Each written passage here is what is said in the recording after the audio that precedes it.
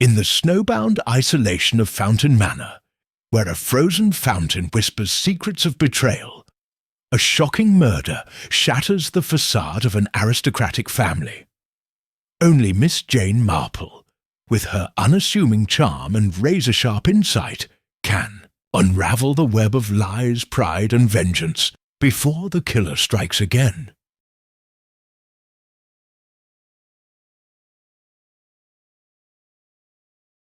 Then Chapter 1. The Set-Up in the heart of the English countryside, where the rolling hills of Wiltshire met the crisp bite of winter, stood the venerable estate of Fountain Manor.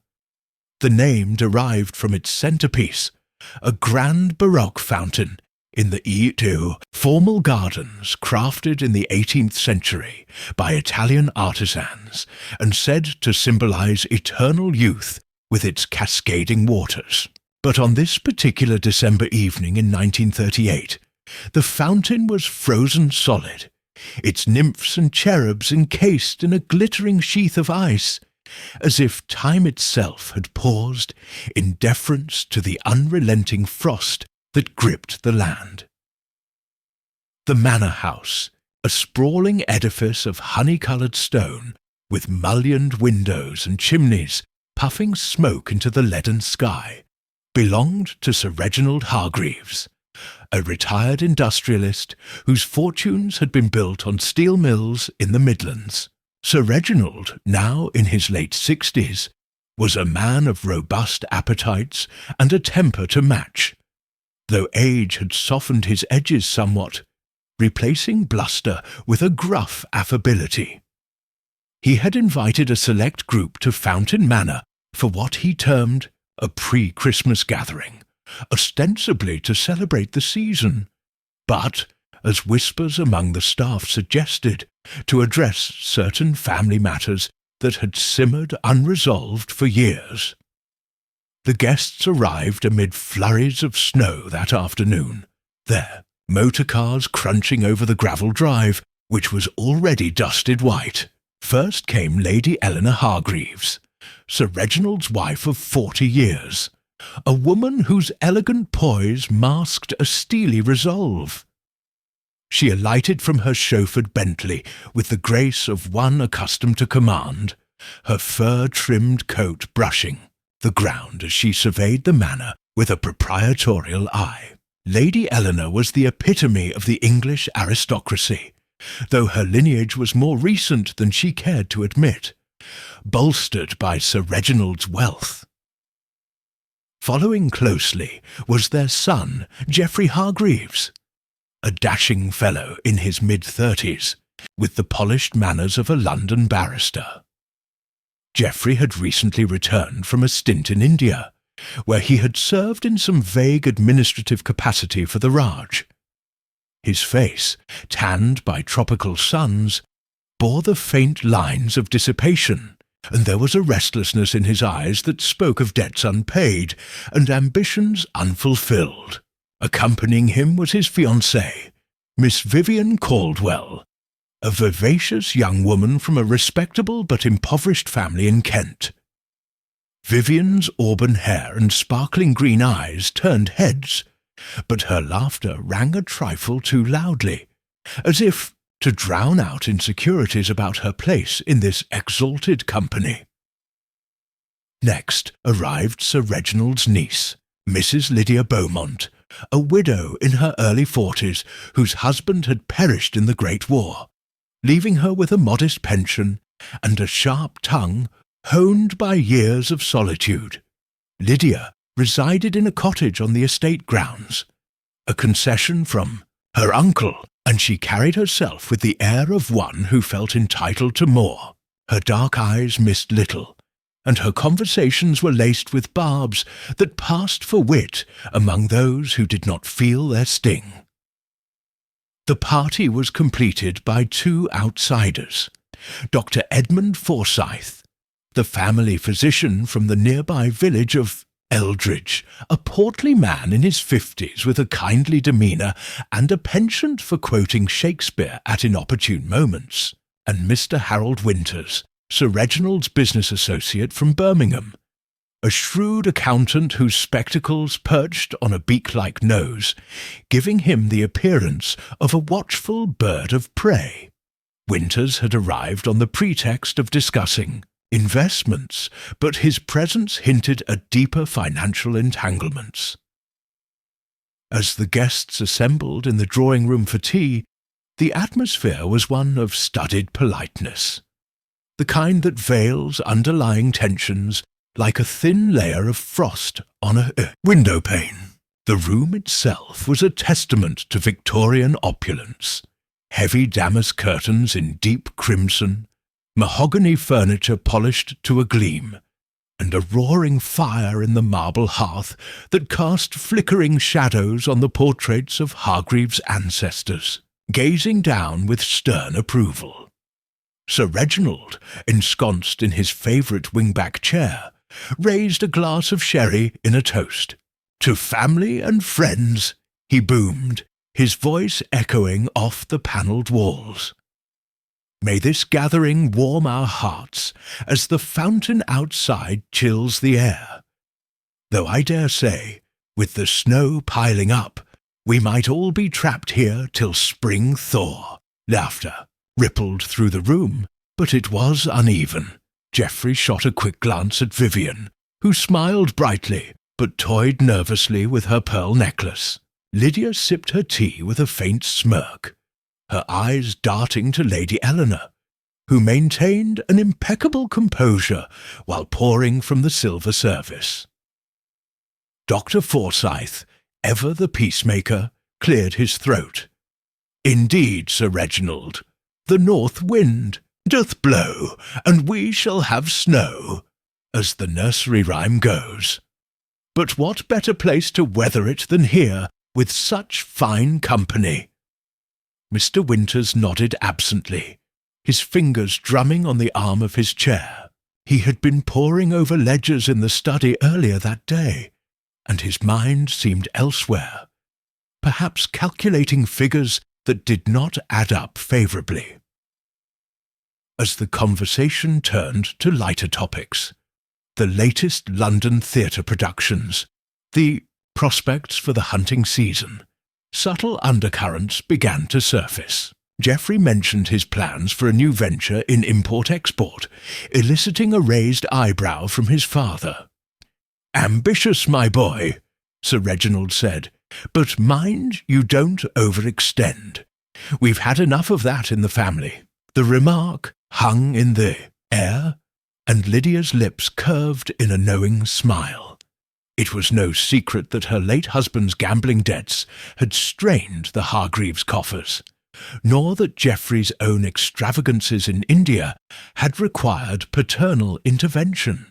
Vivian flushed slightly, sensing the barb, but she recovered with a laugh. "Oh, Geoffrey is full of splendid ideas. Why, just last week he spoke of bringing silks from the Orient. Imagine the gowns." Lady Eleanor steered the talk elsewhere, inquiring after Dr. Forsyth's patients in the village. "And how fares old Mrs. Jenkins? Still convinced her rheumatism is a curse from the fairies?" The doctor chuckled. "Aye, milady, but a dose of aspirin works wonders against enchantments. Though with this cold snap, half the village is abed with chills." Outside, the snow continued to fall, blanketing the grounds in silence. The frozen fountain, visible through the French windows, stood like a sentinel, its icy spikes catching the last rays of the fading sun. No one mentioned the old legend attached to it, that on the coldest nights the fountain's waters, when thawed, revealed secrets long buried. Superstition, of course, but in a house like Fountain Manor, where histories intertwined like the roots of ancient oaks, such tales lent an air of foreboding. Dinner that evening was a formal affair in the dining-room, where candlelight gleamed on crystal and silver. The menu featured roast pheasant, creamed potatoes, and a claret from Sir Reginald's cellar. Conversation flowed, but cracks appeared. Sir Reginald, perhaps emboldened by the wine, alluded to revising his will. "Time to set things straight," he said, fixing his gaze on Geoffrey. "Can't have loose ends freezing over like that blasted fountain." Geoffrey's fork paused midway to his mouth. "Father, surely this isn't the time?" "Nonsense," Sir Reginald interrupted. "We're all family, here, or near enough." His eyes flicked to Vivian, then to Lydia, who met his stare with cool defiance. Mr. Winters interjected smoothly. "Sir Reginald, if I may, the ledgers show—" "Not now, Winters," snapped the host, his affability slipping. Lady Eleanor placed a restraining hand on his arm, and the moment passed, but the seed of discord had been sown. After dinner, the party retired to the library for coffee and brandy. Bookshelves lined the walls, filled with leather-bound volumes that spoke of erudition, though Sir Reginald was more fond of his pipe and the racing form. Vivian entertained with tales of her debutante days, while Geoffrey paced near the window, staring out at the snow-shrouded gardens. It was Lydia who first noticed the chill. "Uncle, the fire's dying, and that draught, it's as if the house itself is breathing cold." Sir Reginald grunted. "Blame the fountain. They say it curses the place in winter. Rubbish, of course." Dr. Forsyth, warming his hands by the embers, quoted softly, "Blow, blow, thou winter wind, thou art not so unkind as man's ingratitude." Shakespeare knew a thing or two about family gatherings. As the clock struck 10, the guests began to disperse to their rooms, bidding good night with varying degrees of warmth. Lady Eleanor ascended the grand staircase first, her posture impeccable. Geoffrey and Vivian followed, murmuring in low tones. Lydia lingered, exchanging a word with Mr. Winters, whose expression was inscrutable. Sir Reginald, last to retire, paused at the foot of the stairs. "A good night to all. Tomorrow we'll talk business and pleasure." His laugh boomed, but it echoed hollowly in the empty hall. Unbeknownst to the assembled company, far from the manor in the quaint village of St. Mary Mead, an elderly spinster named Miss Jane Marple was packing a small valise. She had received a letter that morning from her old friend Dolly Bantry, who knew Lady Eleanor slightly through charitable committees. "My dear Jane," the letter read, "you simply must come to Fountain Manor for a few days. The Hargreaves are hosting, and I hear there's to be snow, perfect for your knitting by the fire. Do say yes, it's been ages since we chatted." Miss Marple, with her fluffy white hair and mild blue eyes, smiled faintly as she folded a shawl. She had no inkling of the events unfolding, but her intuition, honed by years of observing the foibles of human nature in her quiet village, whispered that this visit might prove more eventful than mere tea and gossip. Village life, after all, mirrored the world at large. Jealousies, secrets, and the occasional shadow that fell across even the brightest hearth. As the snow deepened around Fountain Manor, sealing the estate like a lid on a simmering pot, the stage was set. Politeness reigned, but beneath it lurked tensions as brittle as the ice on the fountain. Tensions that come morning would shatter irreparably. Chapter 2. The Crime. The snow fell relentlessly through the night, piling against the walls of Fountain Manor like a silent conspirator, muffling the world beyond and sealing the house in an icy embrace. By dawn, on December 17th, 1938, the estate resembled a painting in monochrome, white drifts cloaking the lawns, the frozen fountain a crystalline monument at its heart. Inside, however, the warmth of the manor's hearths could not dispel the chill that descended with the discovery that shattered the morning's calm.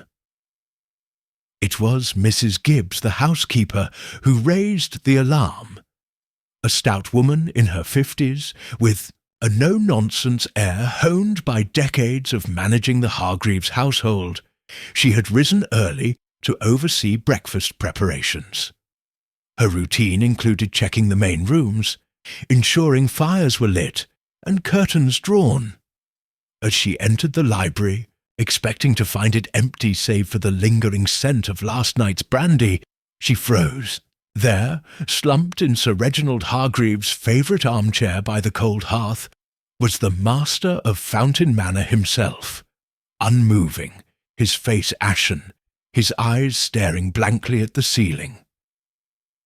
Mrs. Gibbs's scream echoed through the house, piercing the stillness. It brought the household running. First Lady Eleanor, her dressing gown hastily tied, her composure fraying at the edges. Then Geoffrey, still in his pyjamas, his face pale with shock. Vivian Caldwell, clutching a shawl, her eyes wide. Lydia Beaumont, cool and collected despite the hour, and Mr. Winters, who appeared last, his spectacles slightly askew, as if he dressed in haste. Dr. Forsyth, who had stayed overnight due to the snow, was summoned from his guest room and pushed through the gathering crowd with his medical bag in hand. "Stand back, please," Dr. Forsyth commanded, his usual geniality replaced by professional gravity. He knelt beside Sir Reginald, feeling for a pulse, then examining the body with practised efficiency. The room fell silent, save for the faint ticking of the grandfather clock in the corner, and the occasional crackle of embers in the rekindled fire.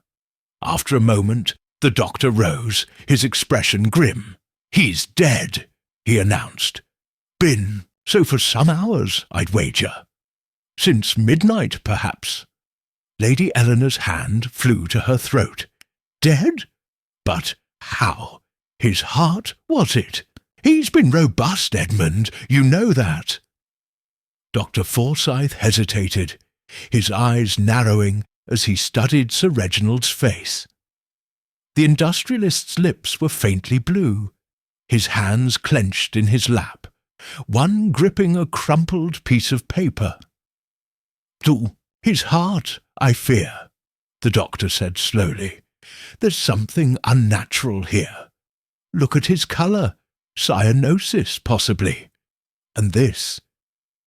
He gestured to a small glass on the side table, half filled with a cloudy residue that shimmered in the morning light filtering through the snow-frosted windows. "Poison?"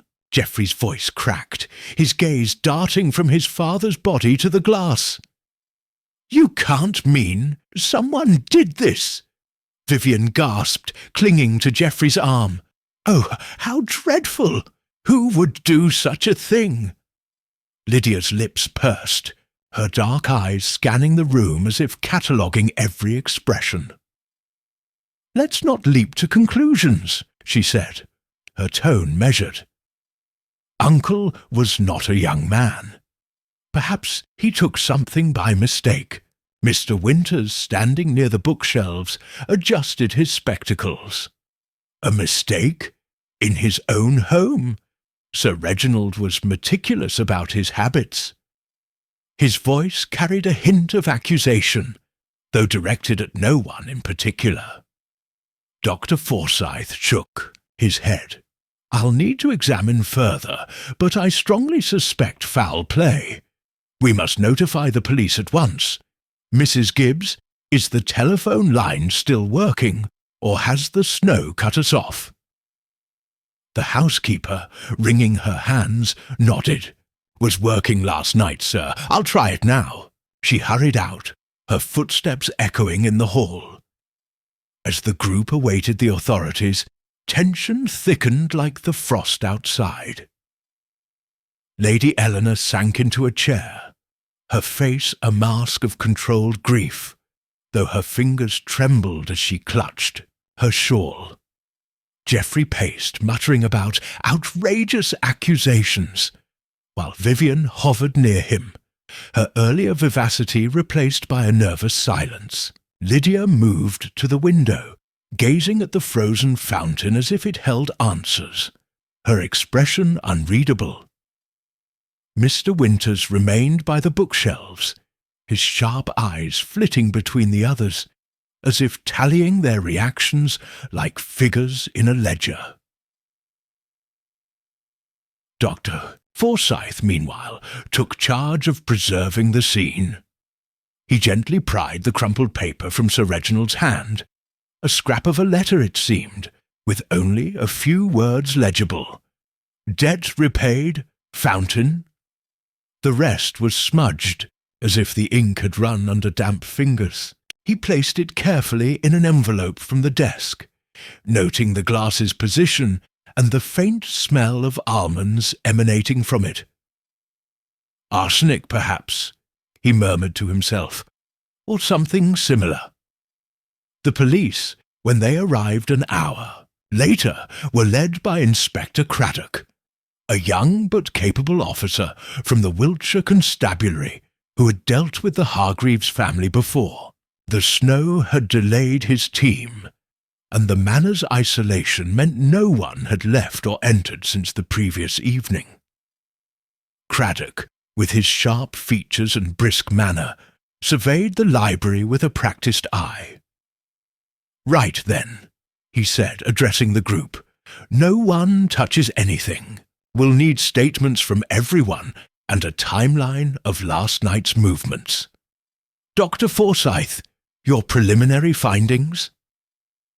As the doctor recounted his observations, the household staff, Mrs. Gibbs, the butler, Mr. Collins, and the young maid, Elsie, confirmed that the manor had been locked tight at 11 o'clock, as was Sir Reginald's custom.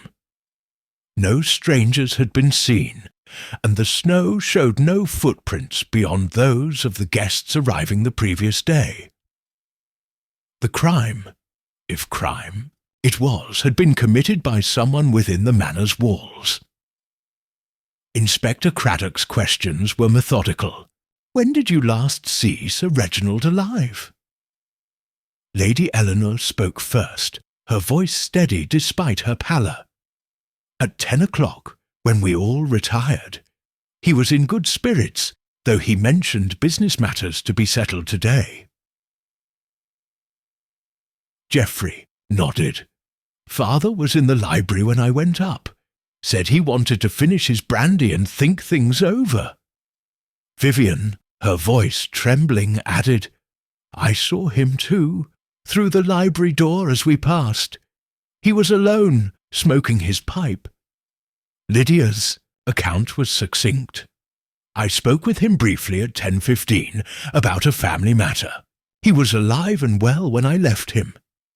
Mr. Winters, the last to speak, adjusted his spectacles. "I saw him at 10:30, discussing some investments. He seemed preoccupied, but not unwell."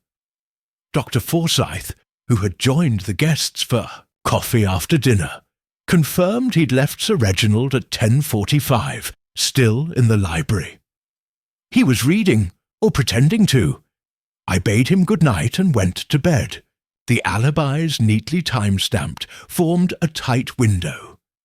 Sir Reginald had been alive at 10:45, but dead by midnight, according to Dr. Forsyth's estimate. The glass on the table suggested poison, but how it had been administered, and by whom, remained a mystery.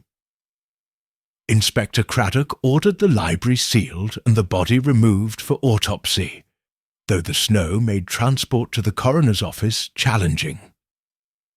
As the police began their interviews, the household dispersed, each member retreating to their thoughts. Lady Eleanor withdrew to her boudoir, Geoffrey and Vivian to the drawing-room, where they whispered urgently. Lydia lingered in the hall, her gaze fixed on the portrait of Sir Reginald's father, a stern patriarch who seemed to watch the proceedings with disapproval. Mr. Winters returned to the study, ostensibly to review papers, though his hands shook slightly as he turned the pages. Outside, the snow continued to fall, the frozen fountain standing as a silent witness. The manor, once a haven of warmth and wealth, now felt like a trap, its occupants bound by suspicion and secrets. The scrap of paper with its cryptic message, "Debt repaid, Fountain," lay in Inspector Craddock's notebook, a clue that promised more questions than answers. In St. Mary Mead, Miss Jane Marple was preparing to board the morning train to Wiltshire, her valise packed and her knitting needles tucked neatly in her bag. Dolly Bantry's letter had promised a pleasant visit. But as Miss Marple gazed out at the snowy fields from her cottage window, she felt a familiar prickle of unease. People are much the same everywhere, she mused, recalling a village scandal involving a poisoned bottle of cough syrup.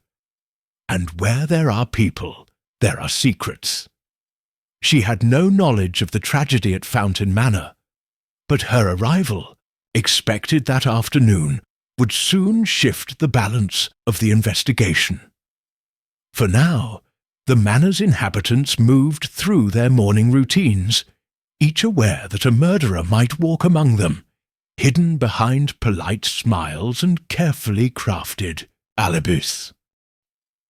Chapter 3. The Arrival. The train from St. Mary Mead chugged through the snow-dusted Wiltshire countryside, its wheels grinding against the frost-stiffened rails. Inside a second-class carriage, Miss Jane Marple sat primly, her gloved hands folded over a small knitting bag, her eyes fixed on the passing landscape with a deceptive mildness. To the casual observer, she was merely an elderly spinster, her fluffy white hair tucked beneath a sensible hat, her tweed coat buttoned against the chill. But those who knew her, villagers of St. Mary Mead or the occasional Scotland Yard detective, recognized the keen intelligence behind her serene blue eyes, a mind that unravelled human nature as deftly as she worked her knitting needles. It was shortly after 2 o'clock on December 17th, 1938, when the train pulled into Eldridge Station, a small platform nearly buried under the night's snowfall. Miss Marple, expecting to be met by Dolly Bantry's driver, was surprised to find no one waiting. The station master, a ruddy-faced man bundled in a greatcoat, informed her that the roads to Fountain Manor were nearly impassable. "Snows block the lane, miss," he said, stamping his boots. "But I've rung the manor, and they're sending a horse-drawn sleigh. Queer goings-on up there, I hear. Best be cautious." Miss Marple's eyebrows lifted slightly, but she merely nodded. "Thank you, Mr. Perkins, miss. Safe travels." He tipped his cap and returned to his duties, leaving her to wait in the station's draughty waiting room, where a small coal fire sputtered. She opened her knitting bag, her fingers moving automatically as she began a row of pearl stitches, her mind turning over the stationmaster's words. Queer goings-on. In her experience, such phrases often cloaked more than village gossip. She recalled a St. Mary Mead incident, a missing silver teapot that led to revelations of theft and betrayal. People, she murmured to herself, are never quite what they seem. Half an hour later, the jingle of harness bells announced the arrival of the sleigh, driven by Tompkins, the manor's grizzled stableman. He helped Miss Marple aboard, wrapping a blanket around her knees. "Sorry for the delay, ma'am," he said gruffly. "It's been a devil of a morning up at the manor." "Oh?" Miss Marple's tone was gentle, inviting confidence. "The snow, I suppose?" Tompkins hesitated, his weathered hands tightening on the reins. "That, and worse. But I'll not spoil Mrs. Bantry's telling. She's waiting for you." The choo-choos sleigh glided through the snowbound lanes, the world a silent expanse of white, save for the crunch of runners and the occasional caw of a rook. Fountain Manor loomed ahead, its chimneys piercing the grey sky, the frozen fountain a glittering centrepiece in the gardens. As they approached, Miss Marple noted the stillness. No footprints marred the fresh snow, confirming the manor's isolation. A perfect setting, she thought, for secrets to fester.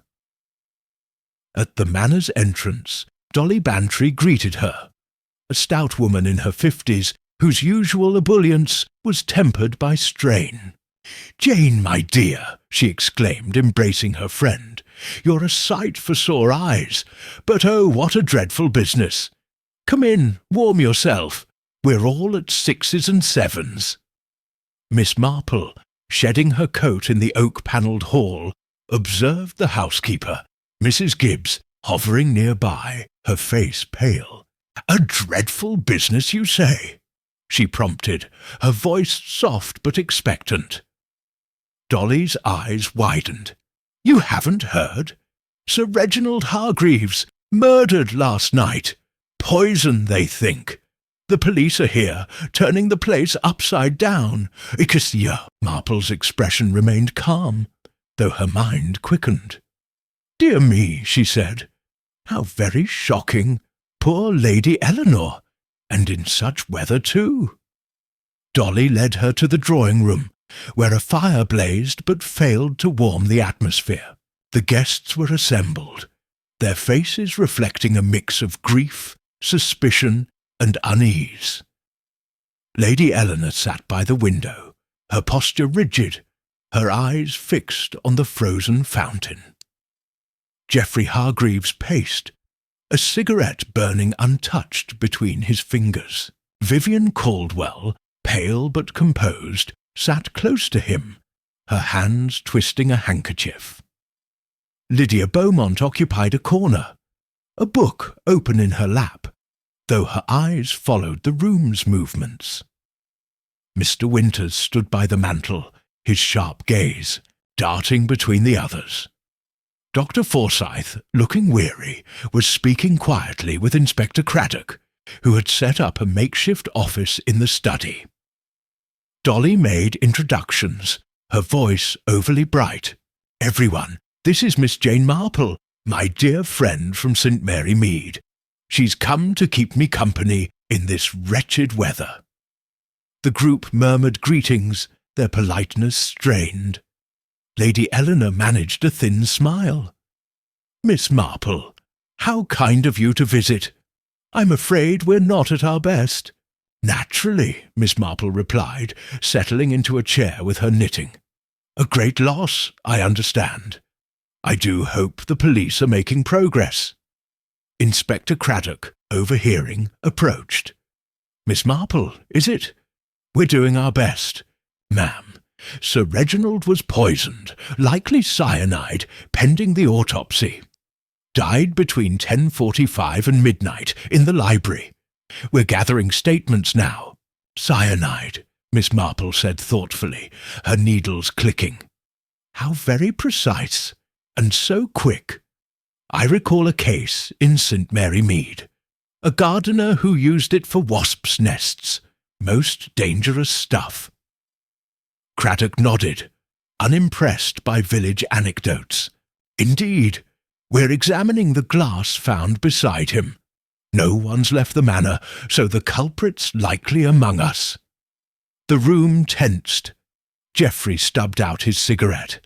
"That's absurd. You're saying one of us—" "Calm yourself, Geoffrey," Lydia interjected, her voice cool. "The inspector's only doing his job." Miss Marple's eyes, mild but piercing, moved from face to face. She noted Vivian's nervous glance at Geoffrey, Lady Eleanor's tightly clasped hands, Mr. Winter's slight frown. She said nothing, but her mind catalogued each detail, much as she noted the uneven stitches in her knitting when distracted.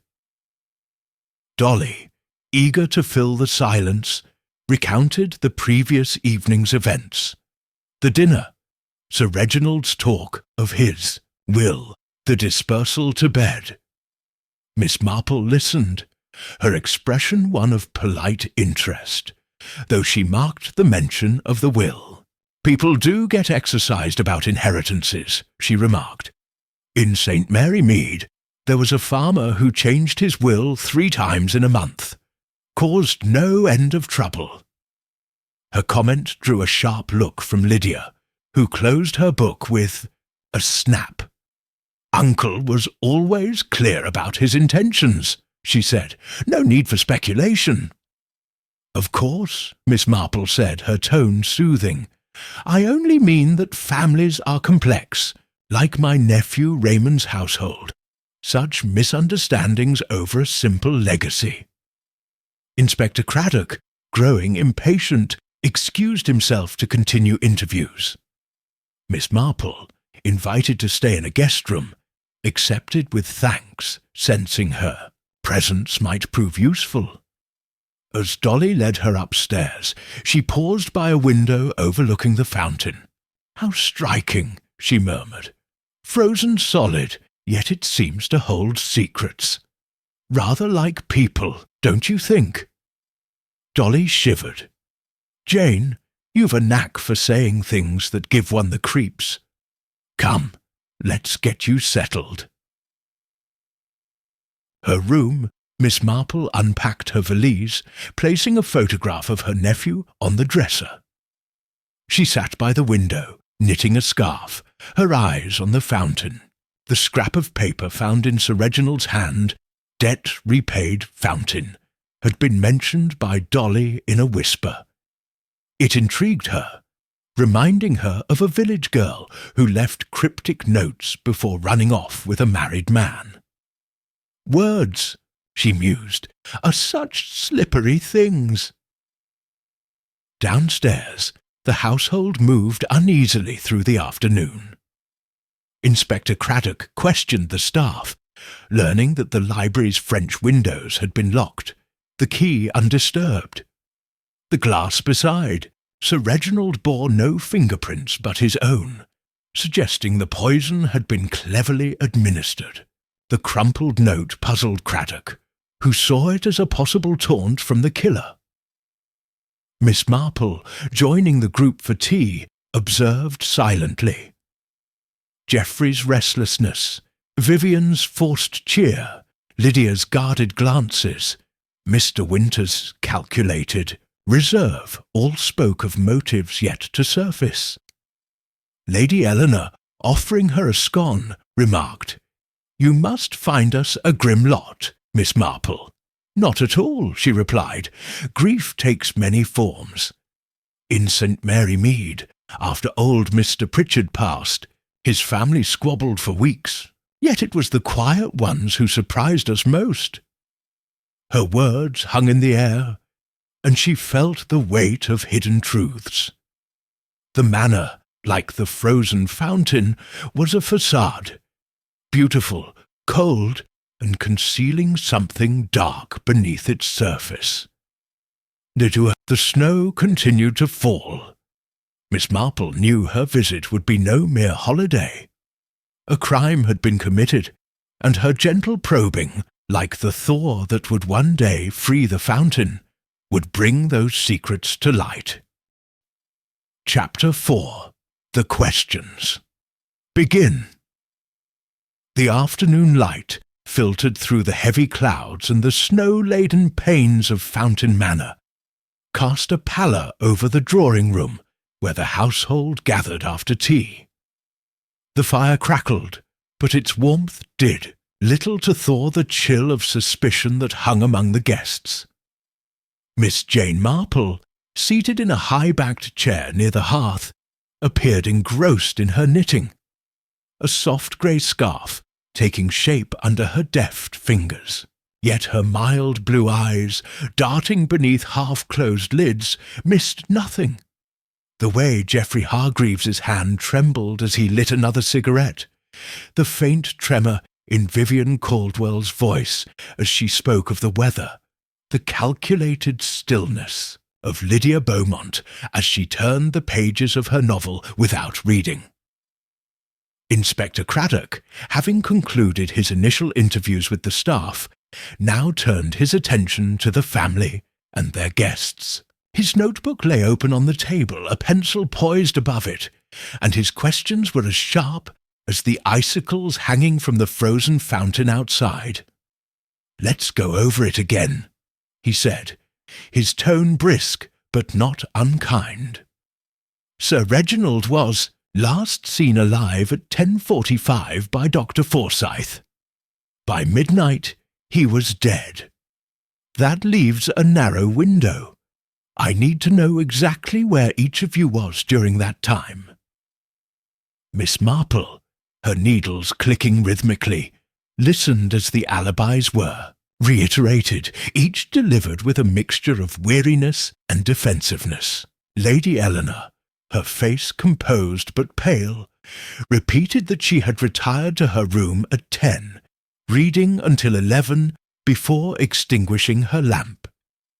"I heard nothing unusual," she said, her voice steady. "The house was quiet, save for the wind." Geoffrey, slouching in an armchair, ran a hand through his hair. "I told you, Inspector, I was in my room by 10:30. Vivian and I talked for a bit. About the future, you know. Then I turned in. Didn't leave till Mrs. Gibbs screamed this morning." Vivian nodded, her green eyes wide. "That's right. We were together until about 10:45. Then I went to my own room. I couldn't sleep, but I didn't hear anything odd." Lydia Beaumont, closing her book with a deliberate snap, spoke next. "As I said, I saw Uncle at 10:15 in the library. We discussed a private matter, nothing relevant to this. I was in my room by 10:30, writing letters." Mr. Winters, standing by the window, adjusted his spectacles. "I left Sir Reginald at 10:30, as I told you. I went to the study to review some accounts, then to bed by 11. The house was silent." Dr. Forsyth, mopping his brow despite the chill, confirmed his earlier statement. "I left him at 10:45, as I said.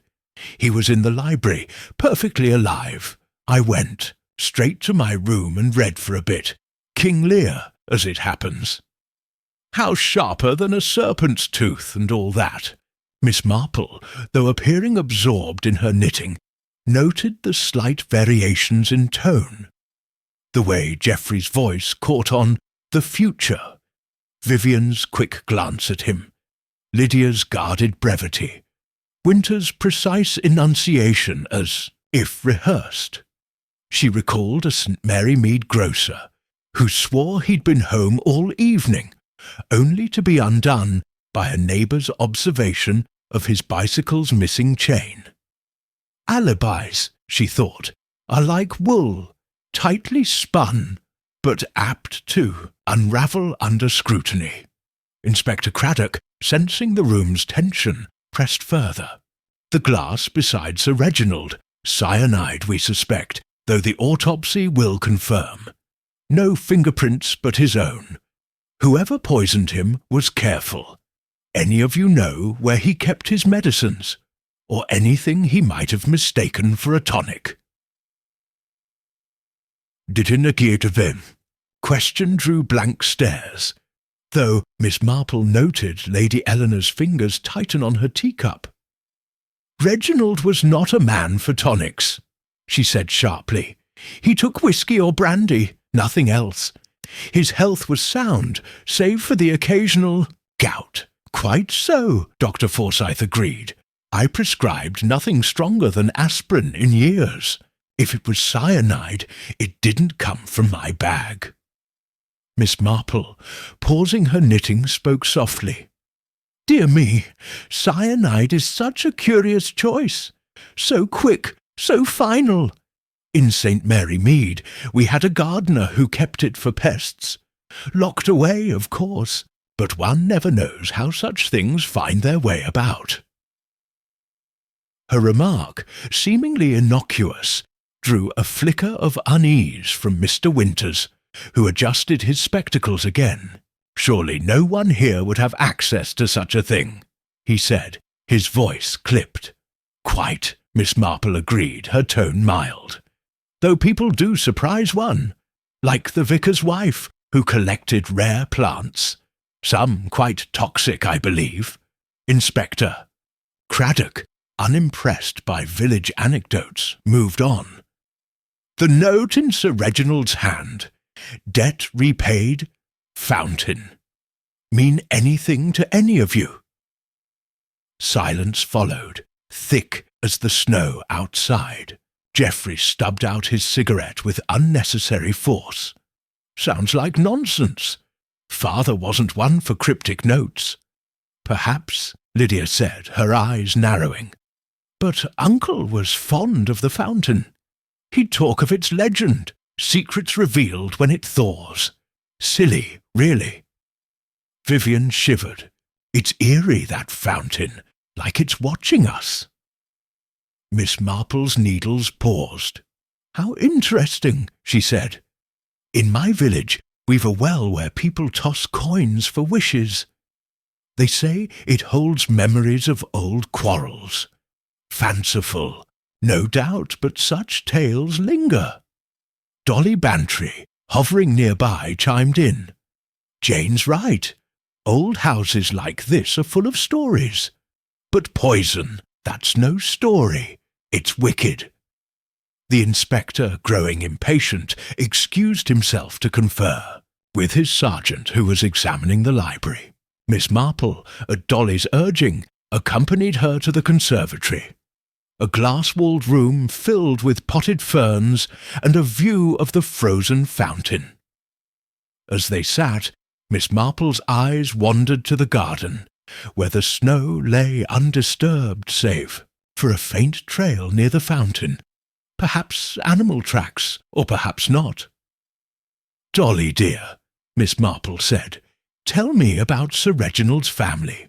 They seem complex." Dolly, eager to share, leaned in. "Oh, Jane, they're a tangle.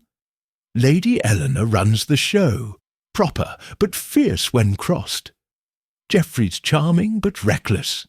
He's been in debt before, and Sir Reginald bailed him out. Vivian's sweet but ambitious. Wants to be a Hargreaves, you see. Lydia's bitter. She thinks the estate owes her more since her husband died. And Mr. Winters, well, he's all numbers, but there's talk he and Sir Reginald argued over investments." Miss Marple nodded, her needles resuming their rhythm. "And the staff? Mrs. Gibbs is loyal, been here forever. Mr. Collins, the butler, is stiff but dutiful. Elsie, the maid, is young, nervous, keeps to herself. No one else was about last night."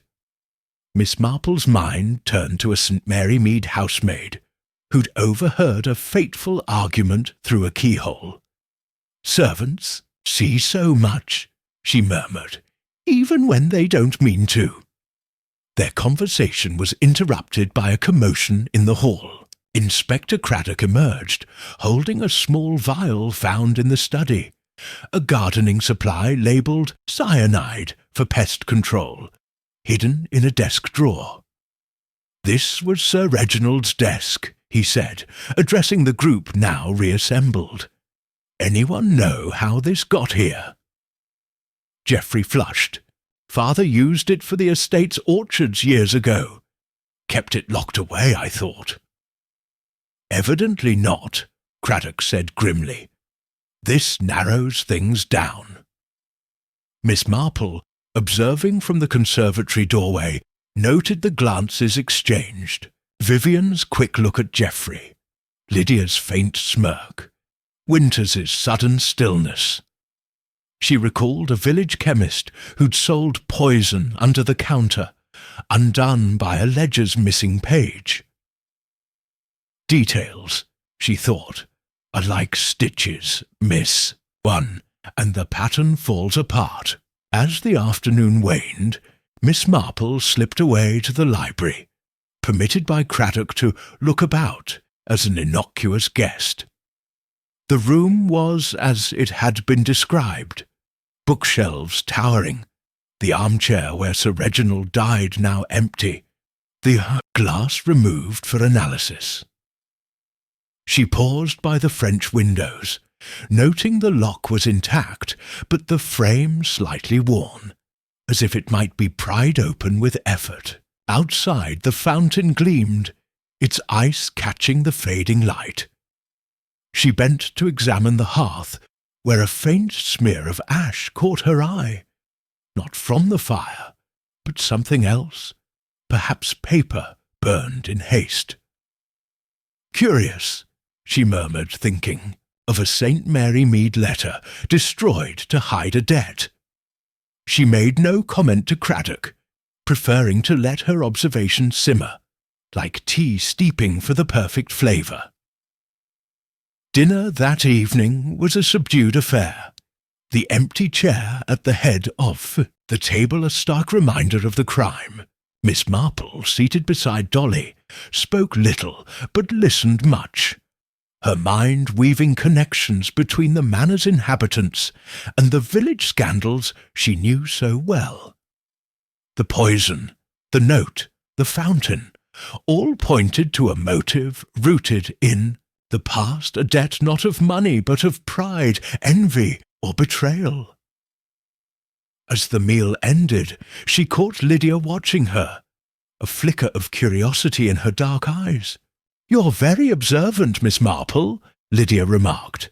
"One might think you're solving the case yourself." Miss Marple smiled, her expression guileless. "Oh, I'm only an old woman who likes to watch people. They're so very like my neighbours in St. Mary Mead." But her thoughts were far from idle. The manor, like the frozen fountain, held its secrets tight. But Miss Marple's gentle probing, like the first rays of a thaw, was beginning to loosen their grip. Chapter 5. The Red Herrings. The snow had ceased falling by the evening of December 17th, 1938, leaving Fountain Manor encased in a crystalline hush, the frozen fountain outside gleaming under a pale moon. Within the manor, the atmosphere was far less serene. The discovery of the cyanide vial in Sir Reginald Hargreaves' desk had sharpened Inspector Craddock's focus, and suspicion now hung over the household like a storm cloud waiting to break. Dinner had been a tense affair, with conversation stilted and eyes averted, each guest acutely aware of the empty chair at the head of the table. Miss Jane Marple, seated beside her friend Dolly Bantry, ate her poached salmon with quiet deliberation, her mild gaze taking in every flicker of unease among the company. Inspector Craddock, having spent the afternoon interrogating the staff and re-examining the library, joined the group for coffee in the drawing-room. His presence, though polite, was a reminder of the grim task at hand. He cleared his throat, addressing the assembled party with a measured tone. "We've made progress," he said, his notebook open before him. "The vial of cyanide found in Sir Reginald's desk is a significant lead. It suggests someone with access to his private study, someone familiar with his habits, may have planned this." All eyes turned to Geoffrey Hargreaves, whose face flushed crimson. "You're not suggesting I had anything to do with it," he snapped, rising from his chair. "That vial's been there for years. Father used it for the orchards, as I said. Anyone could have found it. Vivian Caldwell, seated beside him, placed a restraining hand on his arm. "Geoffrey, darling, no one's accusing you. The inspector's only doing his job." But the room's mood had shifted. Lady Eleanor, her composure strained, set down her coffee cup with a clink. "Inspector, my son is right. That vial was an old relic locked away, or so we thought. Surely you don't suspect Geoffrey, who stood to inherit everything?" Miss Marple, knitting quietly in her corner, noted the defensive edge in Lady Eleanor's voice, the way her eyes darted to Geoffrey, then away. It reminded her of a St. Mary Mead mother who swore her son hadn't stolen from the church fund, only for a hidden ledger to prove otherwise. "Mothers," she thought, "see what they wish to see." Inspector Craddock raised a hand for calm. "No one's accused, Lady Eleanor, but Geoffrey's access to the study and his knowledge of the vial make him a person of interest. Let's review. You were in the library with your father at 10:30, discussing business?" Geoffrey nodded, his jaw tight. "Yes, briefly. About my import venture. He was sceptical, as always. I left him there alive and went to bed." "And Miss Caldwell corroborates you were with her until 10:45. Craddock pressed. Vivian nodded vigorously. "Yes, we talked in his room. Then I went to mine. I swear, Geoffrey couldn't have done it." Her fervour drew a faint smile from Lydia Beaumont, who sat with her book closed, her dark eyes gleaming. "Such loyalty," she murmured. "Though love does make one blind, doesn't it?" Miss Marple's needles paused, her gaze resting on Lydia. The widow's tone held a trace of malice, like a St. Mary Mead spinster who spread gossip to settle old scores. "Words," Miss Marple thought, "can be as sharp as knives." Craddock turned to Lydia. "Mrs. Beaumont, you saw Sir Reginald at 10:15, you said. A private matter. Care to elaborate?" Lydia's lips tightened. "It was a family concern. My cottage, my allowance. Uncle was considering changes to his will. I'd rather not say more." The inspector's eyes narrowed, but he moved on to Mr. Winters, who stood by the mantel, his spectacles reflecting the firelight. "And you, Mr. Winters, were in the study at 10:30, reviewing accounts with Sir Reginald?" "Yes," Winters replied, his voice precise. "We discussed investments, some losses in the steel market. I left him in the library quite well, and worked in the study until 11. Dr. Forsyth, sipping his coffee, added, 'I saw him last at 10:45. He was reading, or pretending to. I went to bed. No one else was about.' The alibis, so neatly aligned, seemed to frustrate Craddock, who flipped a page in his notebook. "The problem is the cyanide was likely in the glass of brandy Sir Reginald drank. No one saw anyone else enter the library after Dr. Forsyth left. Yet the glass had no fingerprints but his own. Someone was very clever." Miss Marple, her knitting resuming its steady rhythm, spoke softly. "How very curious, Inspector. In St. Mary Mead, we had a case where a bottle of tonic was tampered with, but the culprit wore gloves. So simple, yet so effective." Craddock glanced at her, his patience thinning. "Gloves, yes, we're checking for such evidence, but the note, debt repaid, fountain, that's another puzzle. Any thoughts?" The room fell silent. Lady Eleanor's hand trembled slightly as she adjusted her shawl. Geoffrey lit another cigarette, avoiding his mother's gaze. Vivian's eyes flickered to the window, where the fountain stood frozen in the moonlight. Lydia's fingers tapped her book, a restless gesture. Winters remained still, his expression unreadable. Miss Herd said in a snage, Marple, sensing the undercurrents, ventured another observation. That fountain is quite striking. I recall a village pond where a boy left a note after a prank. Meant to mislead, of course. Red herrings, we called them. Her words, delivered with a guileless smile, drew a sharp look from Mr. Winters. A red herring, he said. You think the note's a distraction? Oh, I wouldn't know, Miss Marple replied, her needles clicking. I'm only an old woman who notices things.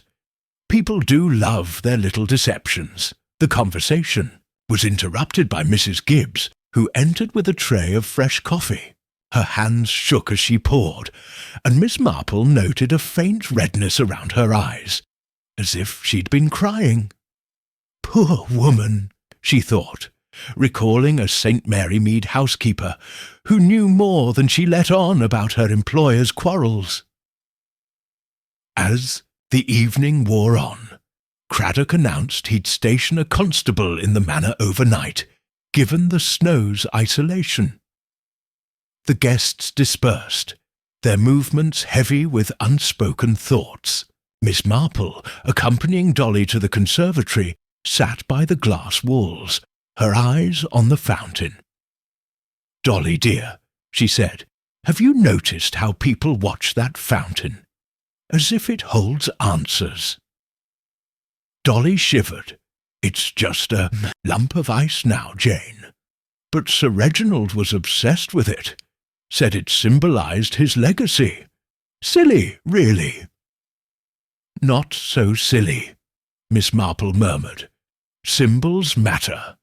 Like the cross in our village church. People confess things near it, thinking it listens. Dolly laughed nervously. You make everything sound mysterious, Jane. Miss Marple smiled, her needles never faltering. But her mind was busy, sifting through the day's observations. Geoffrey's defensiveness, Vivian's loyalty, Lydia's secrecy, Winter's precision, the housekeeper's distress, the cyanide vial so conveniently found, pointed too neatly at Geoffrey, who had the means and opportunity.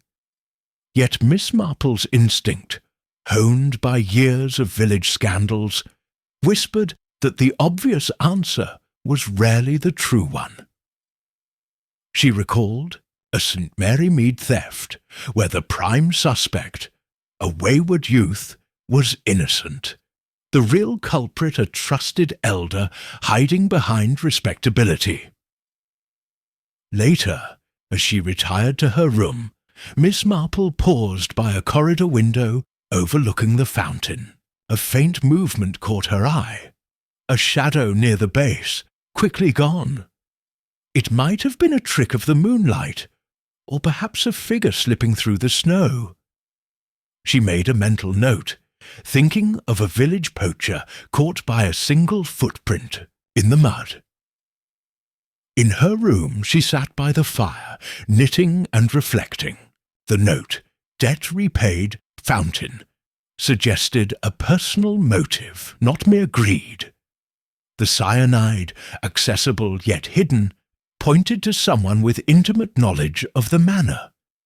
And the alibis, so tightly knit, had gaps, moments unaccounted for, glances that betrayed more than words.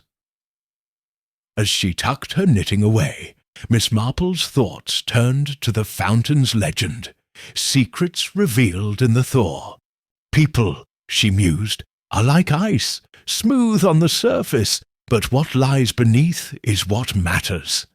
The manor's secrets were beginning to crack, and she sensed the red herrings, Geoffrey's vial, the convenient alibis, were but the first layer to be peeled away. Chapter 6. A Clue in Detail. The morning of December 18th, 1938, dawned with a brittle clarity at Fountain Manor, the snow-laden sky parting to reveal a sun that cast cold, sharp light across the frozen gardens. The fountain, its icy nymphs and cherubs, glinting like cut glass, stood as a silent sentinel over the estate, its presence a constant reminder of the cryptic note found in Sir Reginald Hargreaves' lifeless hand. Debt repaid, Fountain.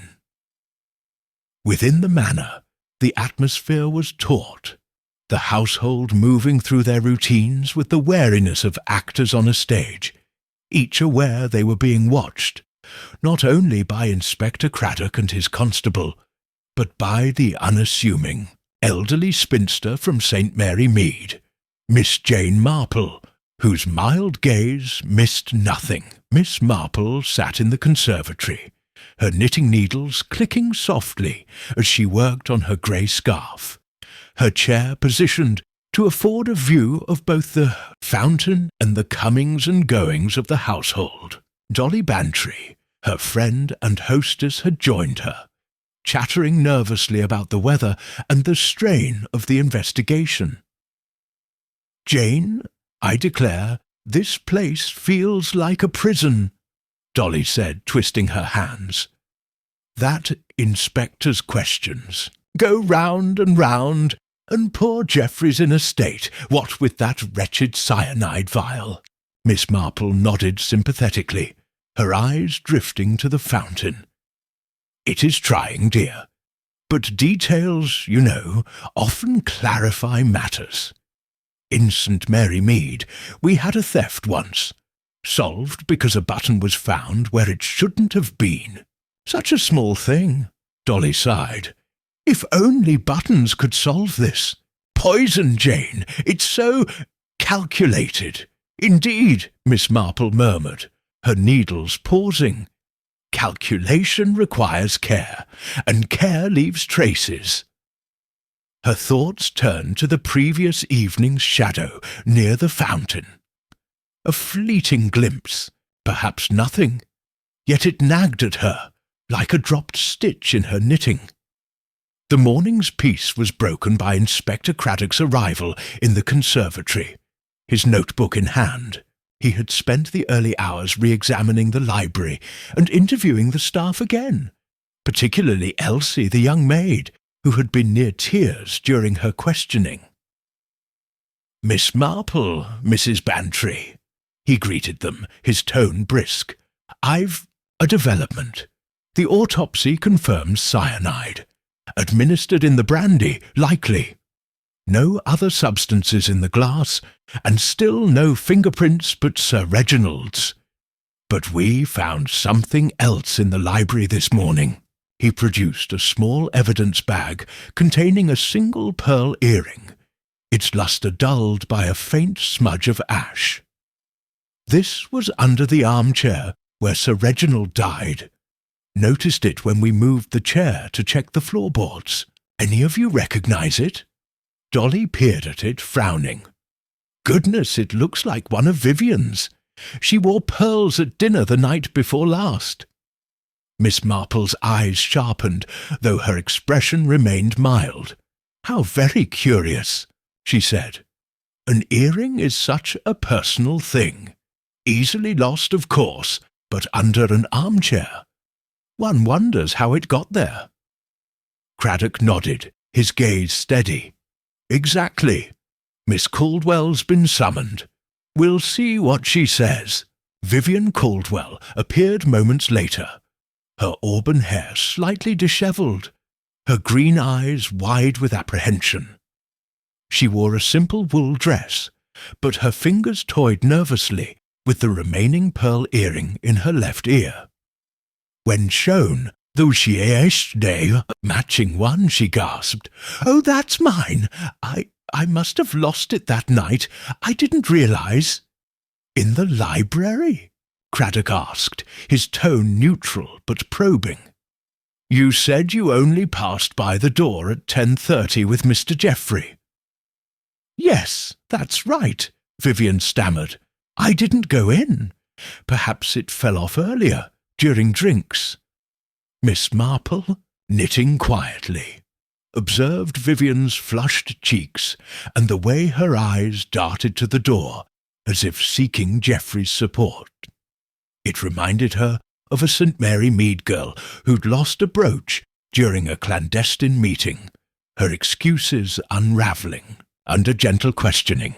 Young women, she thought, are so transparent when anxious. Craddock pressed further. Miss Caldwell, you were with Mr. Geoffrey until 10:45, you said. Did you return to the library later? No. Vivian's voice rose. I went to my room and stayed there. I swear it. The inspector made a note, his expression unreadable. We'll verify that. Meanwhile, this earring places you closer to the scene than you've admitted. Care to explain? Vivian's hands twisted together. I can't. I don't know how it got there. Someone must have moved it. The suggestion hung in the air, implausible yet unsettling. Dolly, ever sympathetic, patted Vivian's arm. There, dear. It's probably just a mix-up. Miss Marple said nothing, but her mind catalogued the detail. An earring, smudged with ash, under the armchair, where Sir Reginald died. She recalled the faint smear of ash on the hearth she'd noticed the previous day. Perhaps from a burned paper, perhaps not. The earring was a clue, but whether it pointed to Vivian or served as another red herring, she could not yet say. As Vivian retreated, tearful, Craddock turned to Miss Marple. You've a knack for noticing things, ma'am. Any thoughts on this? Oh, I'm no detective, Miss Marple replied, her smile disarming. But I do find it odd. An earring in such a place. In St. Mary Mead, we had a case where a glove was found in a garden, meant to mislead, of course. Things out of place are so telling. Craddock grunted, unconvinced but noting her words. He left to question Geoffrey, who had been seen pacing the hall, his temper fraying. Miss Marple, at Dolly's suggestion, took a turn about the manor's ground floor, ostensibly to stretch her legs. Her real purpose was to observe, her keen eyes seeking details that others overlooked. In the library, now unsealed but guarded, by a constable, she paused by the French windows. The lock, as she'd noted before, was intact but worn, the frame slightly loose. She bent to examine the floor, her fingers brushing the rug near the armchair. A faint trace of ash, barely visible, clung to the fibres. How curious, she murmured, thinking of a St. Mary Mead fire where a burned letter revealed a secret affair. She made no mention of it to the constable, who watched her with polite indifference. Outside, she braved the cold to approach the fountain, her boots crunching in the snow. The tracks she'd glimpsed the previous night were gone, buried under fresh drifts, but she noted a small indentation near the fountain's base, as if someone had knelt or stood there briefly. It might mean nothing, yet it stirred her memory of a village trespasser caught by a single twig snapped underfoot. Returning indoors, she joined Dolly for luncheon, where the conversation turned to Sir Reginald's will. Lady Eleanor, composed, but distant, mentioned it had been revised recently. Reginald was always fair, she said, her voice tight. He provided for us all, Geoffrey, Lydia, even charitable causes. Lydia, slicing her roast with precision, remarked, Fairness is subjective, aunt. Uncle had strong opinions about who deserved what. Geoffrey, entering late, overheard and bristled. What's that supposed to mean, Lydia? Father was clear. Most of it goes to mother and me. Mr. Winters, sipping his water, interjected smoothly. Sir Reginald did mention adjustments. Some investments were reallocated. The tension was palpable, and Miss Marple, nibbling her salad, noted the undercurrents. Money, she knew from St. Mary Mead scandals, was a potent motive, but so was pride or revenge. The note, "Debt repaid," suggested something deeper than financial gain. After lunch, she slipped into the study, where Mr. Winters had been working. A ledger lay open, its pages marked with red ink. Losses, perhaps, or debts. A drawer, slightly ajar, revealed a packet of letters tied with string. She did not touch them, but their presence intrigued her, like a village postmistress's cache of undelivered mail that exposed a betrayal. As the afternoon waned, Miss Marple sat with Dolly in the drawing-room, listening to the household's murmurs. Vivian, questioned again, had grown tearful, insisting her earring was lost innocently. Geoffrey's temper flared, accusing Craddock of hounding him. Lydia remained aloof, her eyes sharp. Winters, ever reserved, watched from the sidelines. Miss Marple's thoughts turned to the earring and the ash. A clue, yes, but perhaps planted to mislead, like the cyanide vial pointing to Geoffrey. She recalled a St. Mary Mead mystery where a dropped handkerchief was a deliberate distraction, the true culprit revealed by a forgotten teacup. Details, she mused, are like threads. Pull the right one, and the pattern emerges. As the manor settled into another uneasy evening, Miss Marple knew the earring was but one piece of a larger puzzle. The fountain, the note, the ash, Tulfulsh whispered of a truth buried beneath the ice of polite façades, waiting for her gentle probing to thaw it out. Chapter 7. More Lies. Surface. The evening of December 18th, 1938 settled over Fountain Manor with a heavy stillness, the snow outside deepening the estate's isolation. The frozen fountain, its icy contours catching the glow of the manor's lights, stood as a silent witness to the secrets simmering within. Inside, the drawing-room was a tableau of strange civility.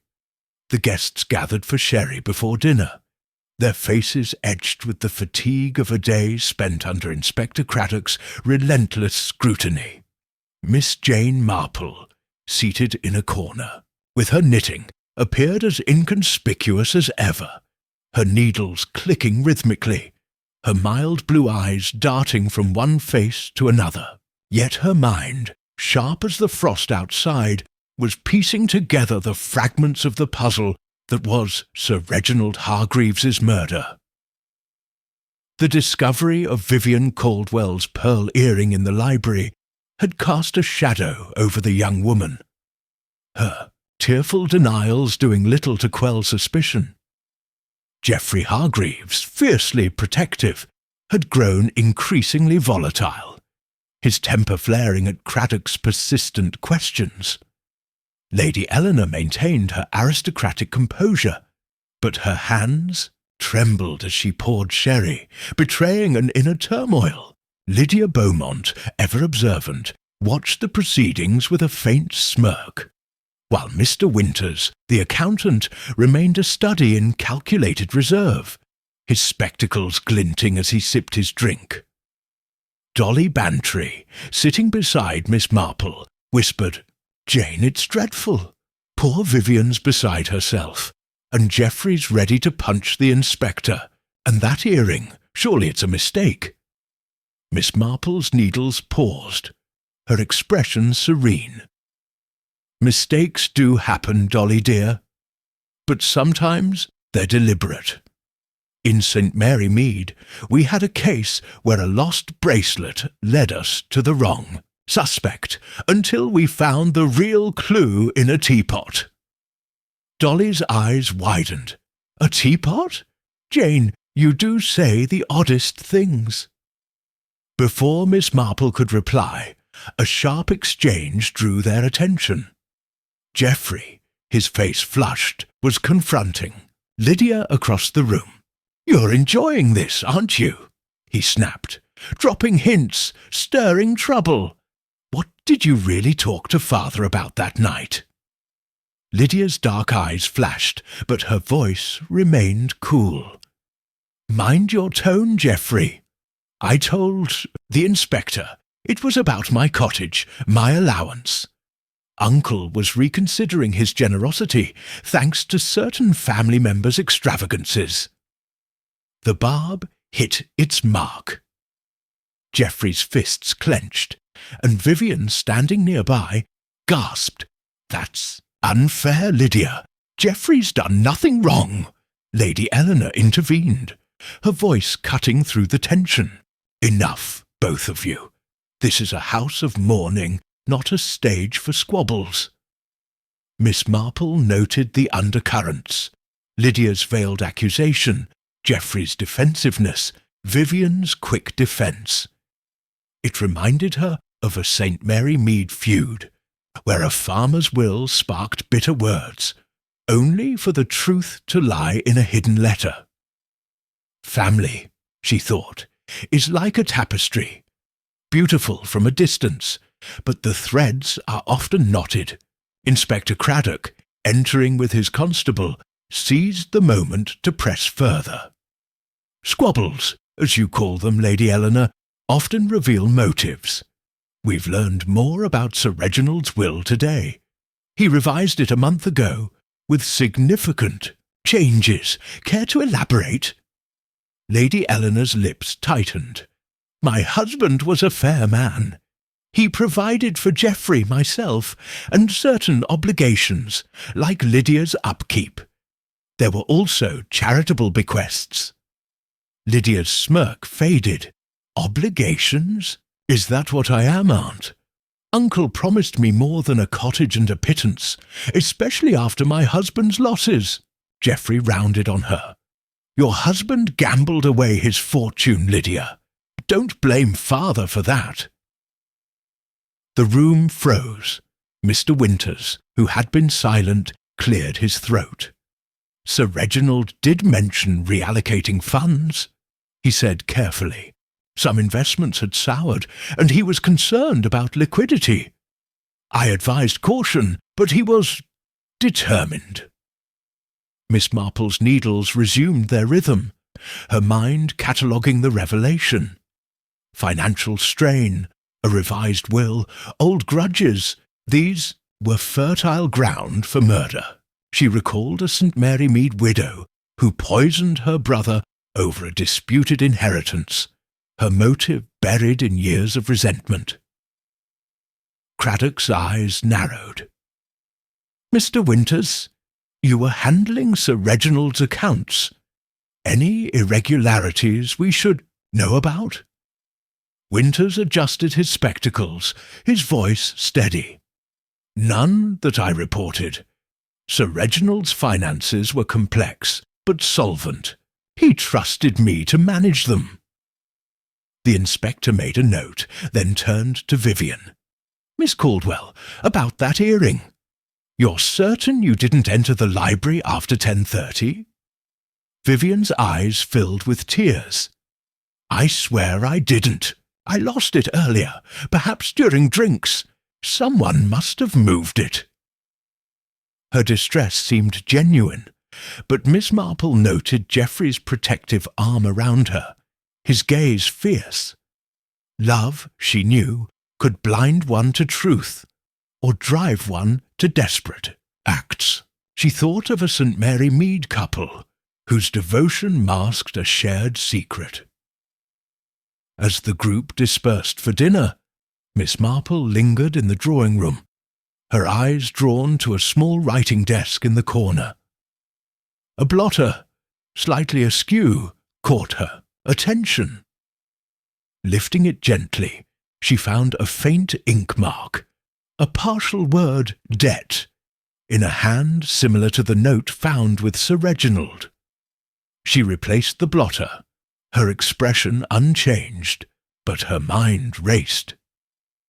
In St. Mary Mead, a smudged letter had revealed a blackmail plot. Here, the word debt echoed the cryptic note, suggesting a deeper motive. Dinner was a sombre affair, the clink of cutlery loud in the silence. Lady Eleanor spoke little, her eyes distant. Geoffrey and Vivian sat close, whispering, while Lydia's sharp gaze followed them. Winters ate methodically, his thoughts hidden. Dr. Forsyth, attempting levity, quoted Shakespeare. Oh, what a tangled web we weave! But the line fell flat. After dinner, Miss Marple joined Dolly in the conservatory, where the fountain's icy silhouette loomed in the moonlight. "Jane," Dolly said, "this talk of money and wills, it's sordid. Do you think it's all about the estate?" Miss Marple's needles clicked softly. "Money is a powerful motive, dear, but so is pride. In St. Mary Mead, a man once killed over a slight to his honour, not a penny. The note, debt repaid, suggests something personal, don't you think?" Dolly shivered. "You make it sound so chilling, Jane. And that fountain, it's like a ghost out there."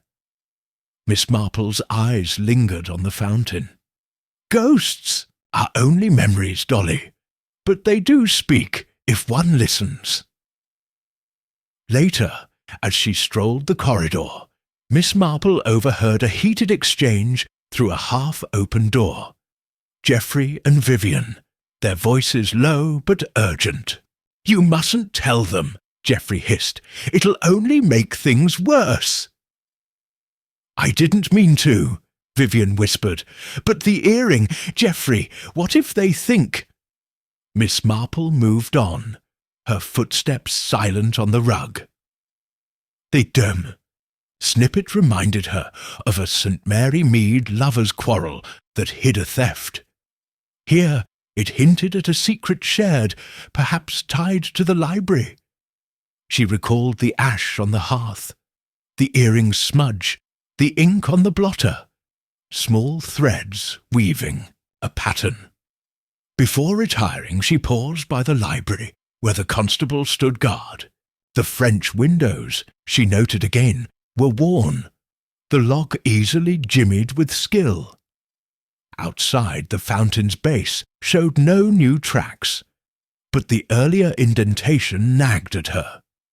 She thought of a village trespasser caught by a single clue, a broken twig, a misplaced stone. In her room, Miss Marple sat by the fire, knitting and reflecting. The lies were surfacing. Lydia's bitterness, Geoffrey's debts, Winter's evasive precision, Vivian's earring. The will, the investments, the note, all pointed to a tangle of motives, some financial, some deeply personal. The fountain, with its legend of revealed secrets, seemed to mock the manor's silence.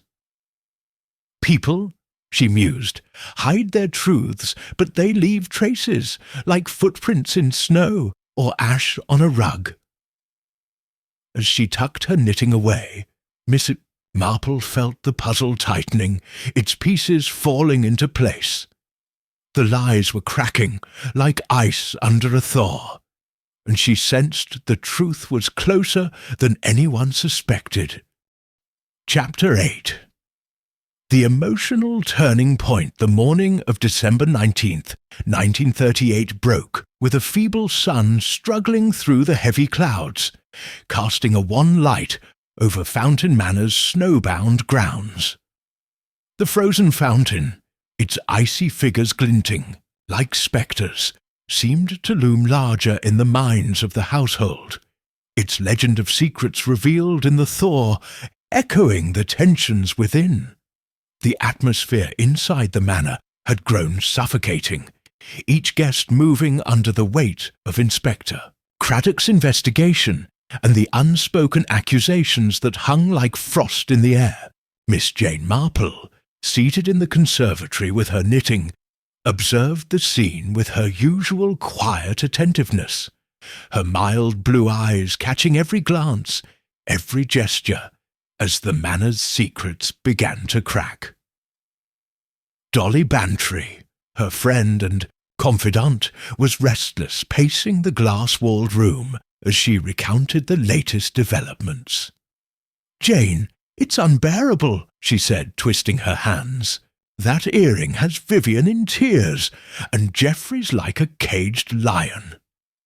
Lydia's dropping hints about money, and Mr. Winters, well, he's as cold as that fountain out there. And now this talk of the will. I'm beginning to think everyone had a reason to hate poor Sir Reginald." Miss Marple's needles clicked softly, her expression serene. "People do surprise one, Dolly dear. In St. Mary Mead we had a gentleman who seemed so amiable, yet his family quarrelled bitterly over his estate. It's often the quiet resentments that run deepest." Dolly sighed. "Quiet or not, something's got to give. The inspector's poking about, and I swear the staff are whispering more than usual." Miss Marple nodded, her mind turning over. The clues. The cyanide vial. Vivian's earring smudged with ash. The ink-mark debt on the blotter. The worn lock on the library's French windows. The faint tracks near the fountain. Each was a thread in a tapestry, and she sensed the pattern was nearing completion. But it was the human element, the emotions simmering beneath the manor's polished surface, that promised to unravel the truth. The turning point came unexpectedly after luncheon, when the household gathered in the drawing-room. Inspector Craddock, his patience fraying, had summoned everyone to review new evidence. A letter, found among Sir Reginald's papers in the study, dated a week before his death. It was addressed to his solicitor and outlined changes to his will, most notably a significant reduction in Lydia Beaumont's allowance and the redirection of funds to a charitable trust for war veterans. The letter, though unsigned, bore Sir Reginald's distinctive handwriting. Craddock held up the document, his voice sharp. "This suggests a motive for Mrs. Beaumont. Care to explain, madam?" Lydia, seated with her usual composure, paled, her dark eyes flashing with something like panic before she recovered. "That's absurd," she said, her voice low but steady. "Uncle and I discussed my allowance, yes, but I accepted his decision. He was entitled to do as he wished." Geoffrey, standing by the window, laughed bitterly. "Accepted it? You've been bitter for years, Lydia, ever since your husband's debts cost the family a fortune. Don't play the saint now." The room tensed, and Lady Eleanor's voice cut through like a blade. "Geoffrey, that's enough. Lydia is family, whatever her circumstances." But Lydia's composure cracked. She rose, her hands trembling, and her voice, usually so controlled, broke with emotion. "Family? Oh, Aunt Eleanor, you've always defended him, but Geoffrey's right. I've been humiliated. Uncle promised me security after Charles died, but he dangled it like a carrot, always threatening to cut me off. And for what? To fund his precious charities? I loved him, but he treated me like a beggar." Her outburst stunned the room into silence. Vivian, clutching Geoffrey's arm, whispered, "Oh, Lydia, how awful!" Mr. Winters, by the mantel, adjusted, his spectacles, his face unreadable. Dr. Forsyth, mopping his brow, murmured, "Good heavens, such passion!"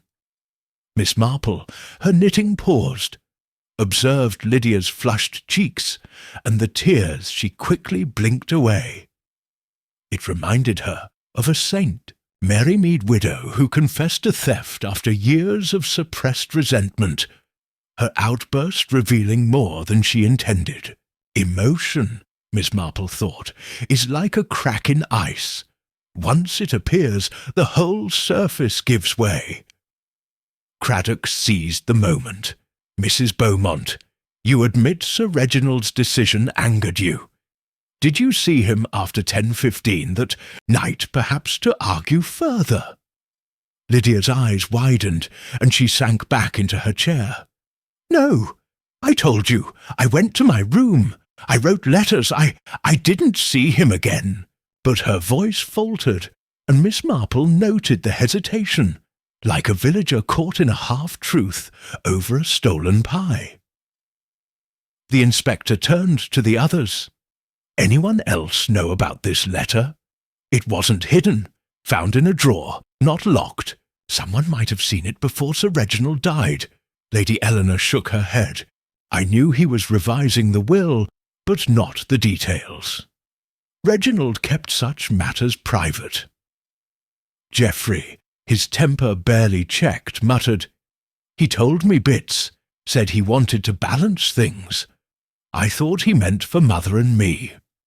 Vivian, pale, added, He never mentioned it to me.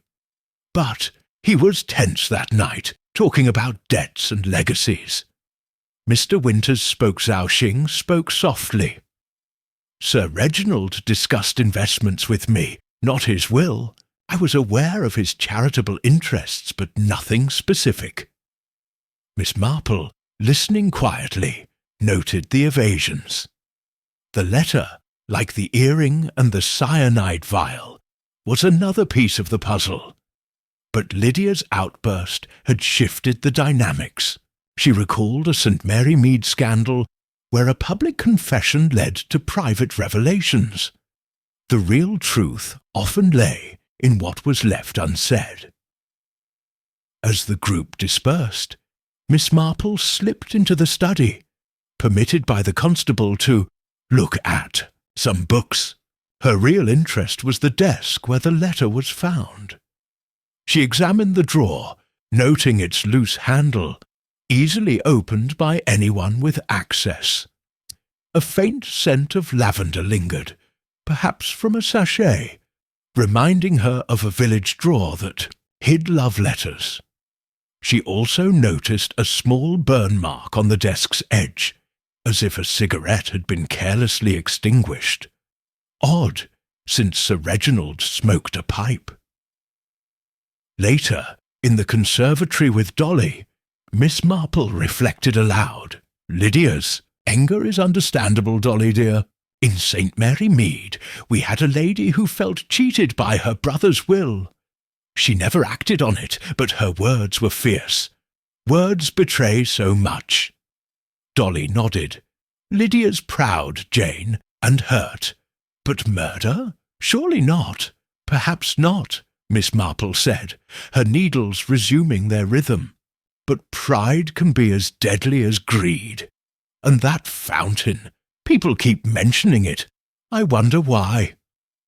Her eyes drifted to the icy structure outside, its legend of revealed secrets echoing Lydia's emotional crack.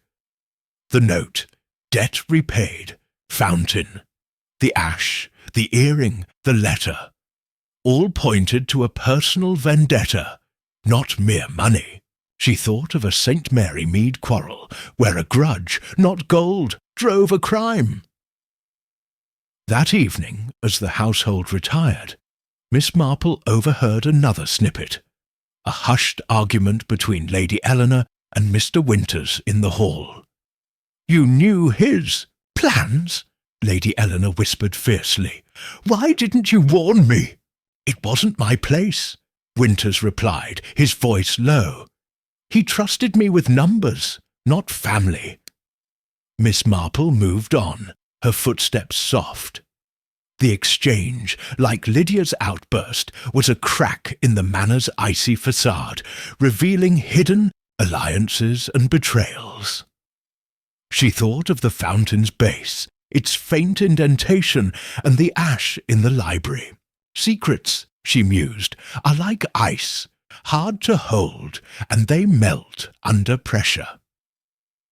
In her room, knitting by the fire, Miss Marple felt the case turning. Lydia's confession had exposed a raw nerve, but the truth lay deeper, in the quiet corners of the manor's tangled relationships.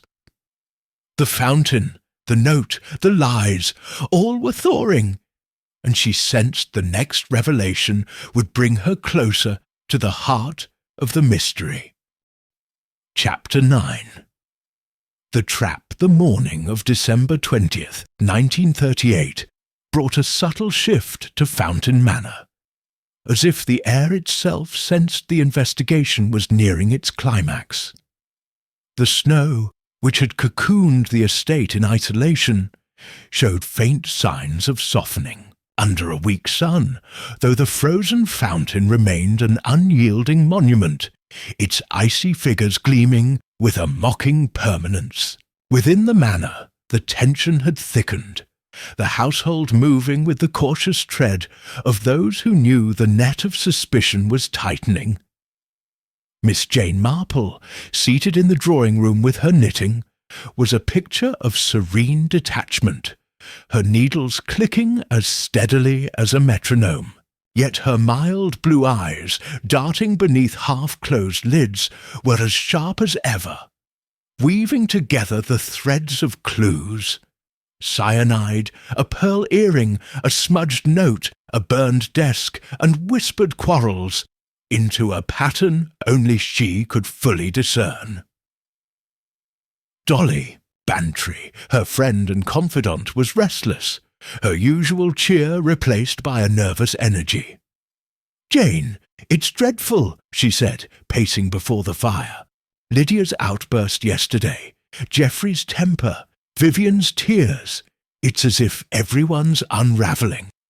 And that letter about the will. I swear, Inspector Craddock's ready to arrest someone just to end it."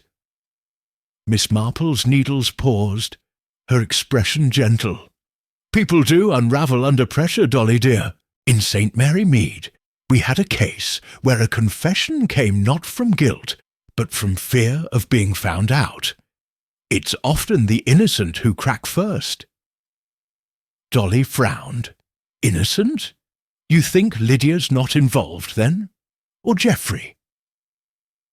"Oh, I don't know," Miss Marple said, her tone disarming.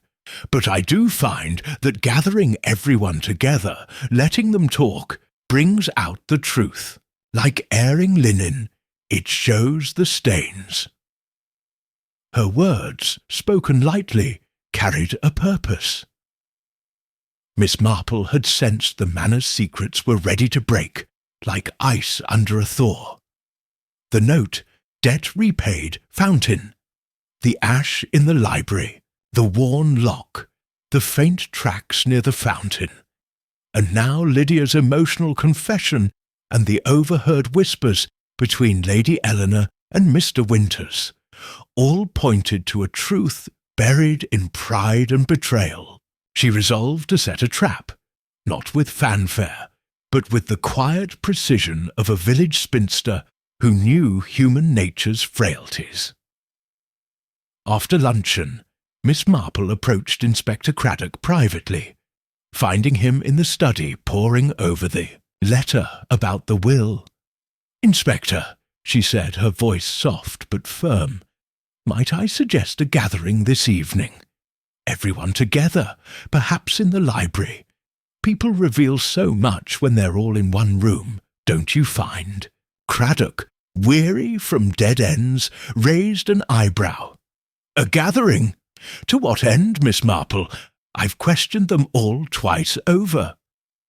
"Oh, merely to clarify," she replied, her smile guileless. "In St. Mary Mead, we once solved a theft by letting the suspects talk themselves into a corner. A little pressure, gently applied, works wonders." Craddock, though sceptical, agreed, sensing the old lady's insight might shake loose something new. He announced the plan. A meeting in the library at 8 o'clock, where he would review the evidence and seek final statements. The household, already on edge, reacted with a mix of dread and defiance. Lady Eleanor nodded stiffly. Geoffrey muttered under his breath. Vivian clung to his arm. Lydia's eyes narrowed, and Mr. Winters adjusted his spectacles with a frown.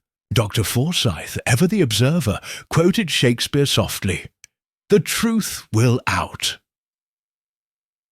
As evening approached, Miss Marple spent the afternoon quietly observing. She lingered in the conservatory, noting how Geoffrey avoided the fountain's view, how Vivian toyed nervously with her remaining earring, how Lydia's gaze lingered on Lady Eleanor with a mix of resentment and calculation. Mr. Winters, in the study, was seen burning a sheet of paper in the fireplace. A ledger page, perhaps, though he claimed it was merely a draft. Miss Marple, passing by, thought of a St. Mary Mead accountant who burned receipts to hide a fraud, his guilt betrayed by a single ash.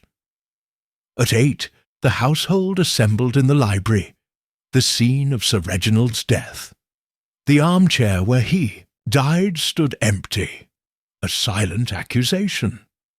The fire roared, casting shadows on the bookshelves, and the French windows, locked but worn, framed the fountain outside, its ice catching the moonlight.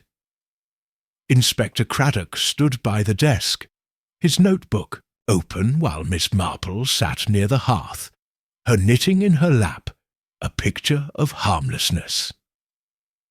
Craddock began, his voice steady. "We're here to lay out the facts. Sir Reginald was poisoned with cyanide in his brandy between 10:45 and midnight on December 16th. The vial was found in his study, accessible to all. Miss Caldwell's earring was under his chair, smudged with ash. A note, debt repaid, Fountain, was in his hand. A letter about his will, reducing Mrs. Beaumont's allowance, was found yesterday. Someone in this room knows more than they've said." The group shifted uneasily. Geoffrey lit a cigarette, his hands shaking. Vivian's eyes darted to the floor. Lydia sat rigid, her lips tight. Lady Eleanor clasped her hands, her face pale. Winters remained still, his spectacles glinting. Dr. Forsyth, beside Miss Marple, murmured, "Oh, what a rogue and peasant slave am I!" Miss Marple, her voice soft, spoke up. "It's the note that puzzles me, Inspector. Debt repaid. Fountain?" So specific, yet so vague. In St. Mary Mead, we had a note left after a quarrel, meant to mislead, but it pointed to the heart of the matter. I wonder, does anyone here know of a debt Sir Reginald owed? Not money, perhaps, but something personal. Her question, delivered with a gentle smile, hung in the air. Lady Eleanor's fingers tightened, and she spoke sharply. "My husband owed no one anything. He was a man of honour." But Vivian, her voice trembling, broke the silence. "That's not true. He felt guilty about something. That night, he told me, he said he'd wronged someone years ago, and the fountain reminded him of it." Geoffrey rounded on her. "Vivian, be quiet. You don't know what you're saying." Craddock's eyes sharpened. "Miss Caldwell, what did he say exactly?" Vivian, tears streaming, faltered. "He was drunk, rambling. Said the fountain held a secret. Something about a promise broken. I thought he meant the legend, but it sounded personal." Miss Marple's needles paused, her mind racing. Vivian's revelation, prompted by her gentle nudge, was the crack she'd hoped for. She recalled a St. Mary Mead scandal where a public confession led to private truths, a broken promise, a hidden shame. Guilt, she thought, is a heavy burden, and it leaves traces. Craddock pressed Vivian, but she shook her head, sobbing. Geoffrey, furious, stood protectively before her. Lydia's smirk returned, and she said, "How touching! But Uncle's guilt doesn't explain the poison, does it?"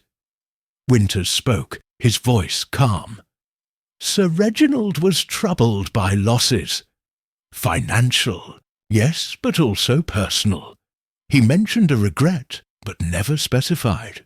Miss Marple, her eyes on the hearth, noted a fresh smudge of ash, as if something had been burned recently. She thought of the paper Winters had destroyed, the ink-mark debt on the blotter, the earrings ash. "People," she mused, "burn what they fear to reveal."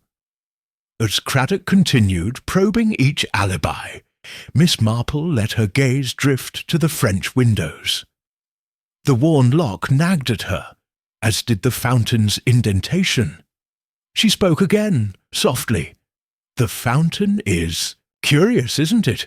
Its legend, secrets in the thaw. Perhaps someone thought Sir Reginald's death would bury a secret, not reveal it." Her words, like a pebble in a pond, rippled through the room.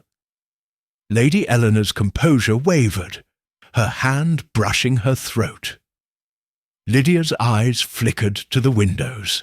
Winters adjusted his spectacles, his fingers trembling slightly.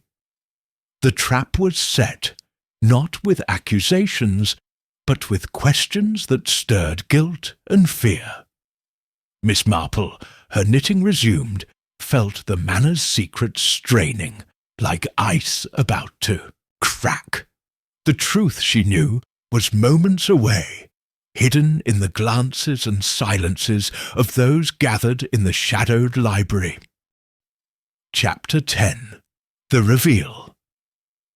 The library of Fountain Manor, on the evening of December 20th, 1938, was a stage set for revelation, its heavy oak shelves and flickering firelight casting an air of solemnity over the gathered company.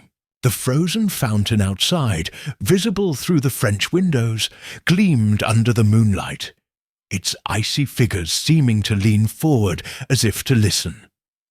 Miss Jane Marple, seated near the hearth with her knitting folded neatly in her lap, was the picture of an unassuming spinster, her fluffy white hair and mild blue eyes belying the razor-sharp mind that had pieced together the puzzle of Sir Reginald Hargreaves's murder. The household, Lady Eleanor, Geoffrey, Vivian Caldwell, Lydia Beaumont, Mr. Winters and Dr. Forsyth, sat in a tense semicircle, their faces a mix of apprehension and defiance, as Inspector Craddock prepared to review the case. At Miss Marple's gentle urging, this gathering was to be the moment the truth, like the fountain's fabled secrets, would thaw and surface. Inspector Craddock stood by the desk, his notebook open, his voice steady but charged with authority. "We've gone over the facts," he began, "and they point to a calculated crime. Sir Reginald was poisoned with cyanide in his brandy between 10:45 and midnight on December 16th. The vial was found in his study, accessible to all.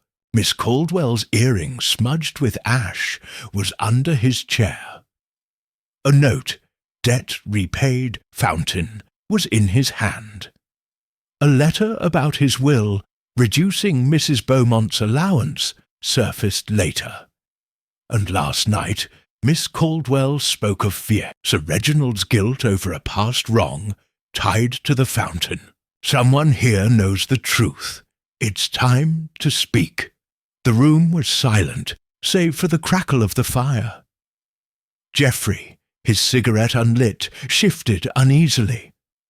Vivian clutched his arm, her eyes red from crying. Lydia sat rigid, her dark gaze fixed on the floor. Lady Eleanor's hands were clasped tightly, her face pale but composed. Mr. Winters, spectacles glinting, stood by the mantel, his expression guarded.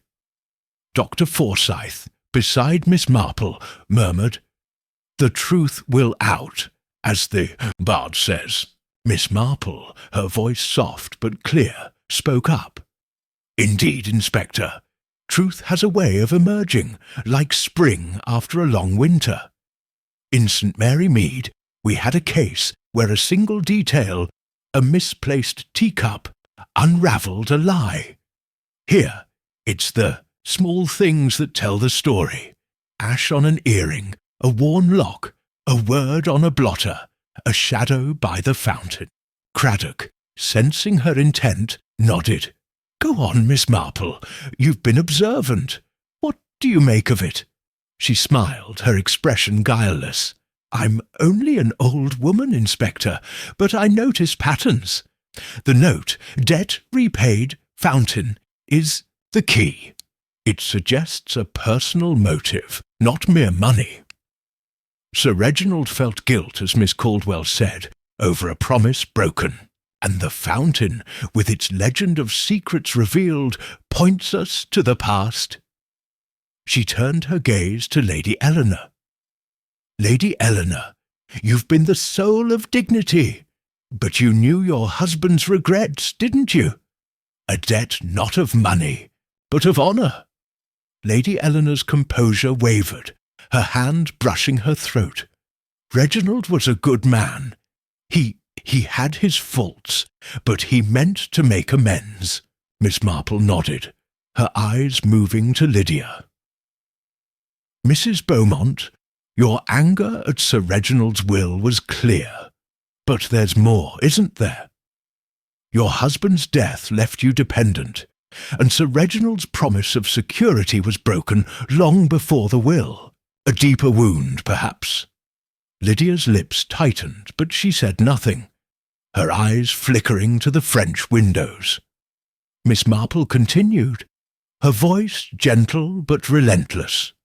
"And Mr. Winters, your work with Sir Reginald's accounts was meticulous, yet you burned a paper yesterday. A ledger page, I believe. Why destroy evidence unless it pointed to something you wished hidden?" Winters flushed, adjusting his spectacles. "It was a draft, nothing more. I told you, his finances were sound." Miss Marple's gaze softened as it fell on Vivian. "Miss Caldwell, your earring was a puzzle. Lost in the library, you said, but smudged with ash as if placed there. You love Mr. Geoffrey, but love can make one protect another, even at a cost." Vivian gasped, clinging to Geoffrey. "I didn't do anything, I swear." Geoffrey stood, his face red. "Enough of this, Miss Marple. You're accusing everyone, but where's your proof?" Miss Marple raised a hand, her tone calm. "Proof lies in the details, Mr. Geoffrey. Let me tell you a story. Sir Reginald wronged someone years ago. A promise broken, a debt of honour. That someone learned of his plan to revise his will, cutting their share, and saw a chance to settle the score. They knew the manner, knew the cyanide in the study, knew Sir Reginald's habit of a late brandy. They slipped into the library through the French windows. The lock is worn, easily jimmied, and laced his drink. They left the note. Debt, repaid fountain, to taunt him, linking it to his guilt. And they burned a letter, perhaps, to hide their motive, leaving ash on the hearth, and, unwittingly, on the earring they planted to mislead us. The room was still, all eyes on her. Craddock, intrigued, leaned forward. "And who, Miss Marple, is this someone?" She turned to Lydia Beaumont. "Mrs. Beaumont, it was you. Your husband, Charles, died in debt, his honour tarnished, and Sir Reginald promised to provide for you. But he reneged, offering only a cottage and a meagre allowance, humiliating you. You learned of the new will, cutting you further, and your pride, wounded by years of dependence, snapped. You knew the cyanide's location from your time on the estate. You entered the library after Dr. Forsyth left, poisoned the brandy, and left the note referencing the fountain's legend to mock Sir Reginald's guilt over your husband. You planted Vivian's earring, taken during drinks, to point suspicion elsewhere. But the ash from the burned letter, your final plea to Sir Reginald, clung to it. Lydia's face drained of colour, her hands trembling. "That's preposterous. I was in my room." Miss Marple's voice remained gentle. "But you weren't, my dear. The tracks by the fountain. I saw them, faint but there. You went out to ensure no one saw you re-enter through the windows, and the ink on the blotter, debt, matched your writing, not Sir Reginald's. In St. Mary Mead, a woman once wrote a note to hide her guilt, but her hand betrayed her." Lydia stood, her voice breaking. "You can't prove it. The note, the earring, it's all conjecture." Craddock stepped forward, his tone firm. "Not quite, Mrs. Beaumont. We found a burned fragment in the study fireplace. Your handwriting, a draft of the note, and the lock on the French windows shows fresh scratches. Your alibi doesn't hold." Lydia's defiance crumbled, and she sank into her chair, sobbing. "He humiliated me. After Charles, he promised, but he treated me like a servant. I couldn't bear it any more."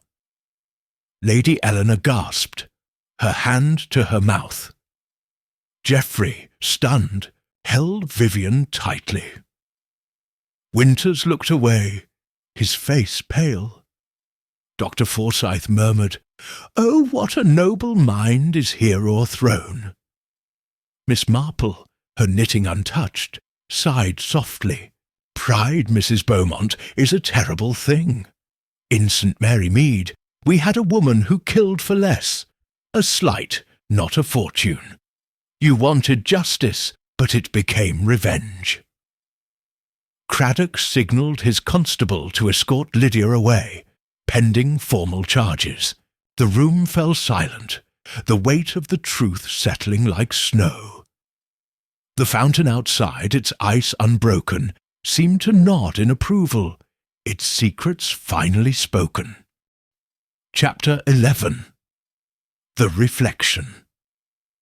The morning of December 21st, 1938, dawned with a tentative warmth at Fountain Manor, the first hint of a thaw softening the snow that had held the estate in its icy grip.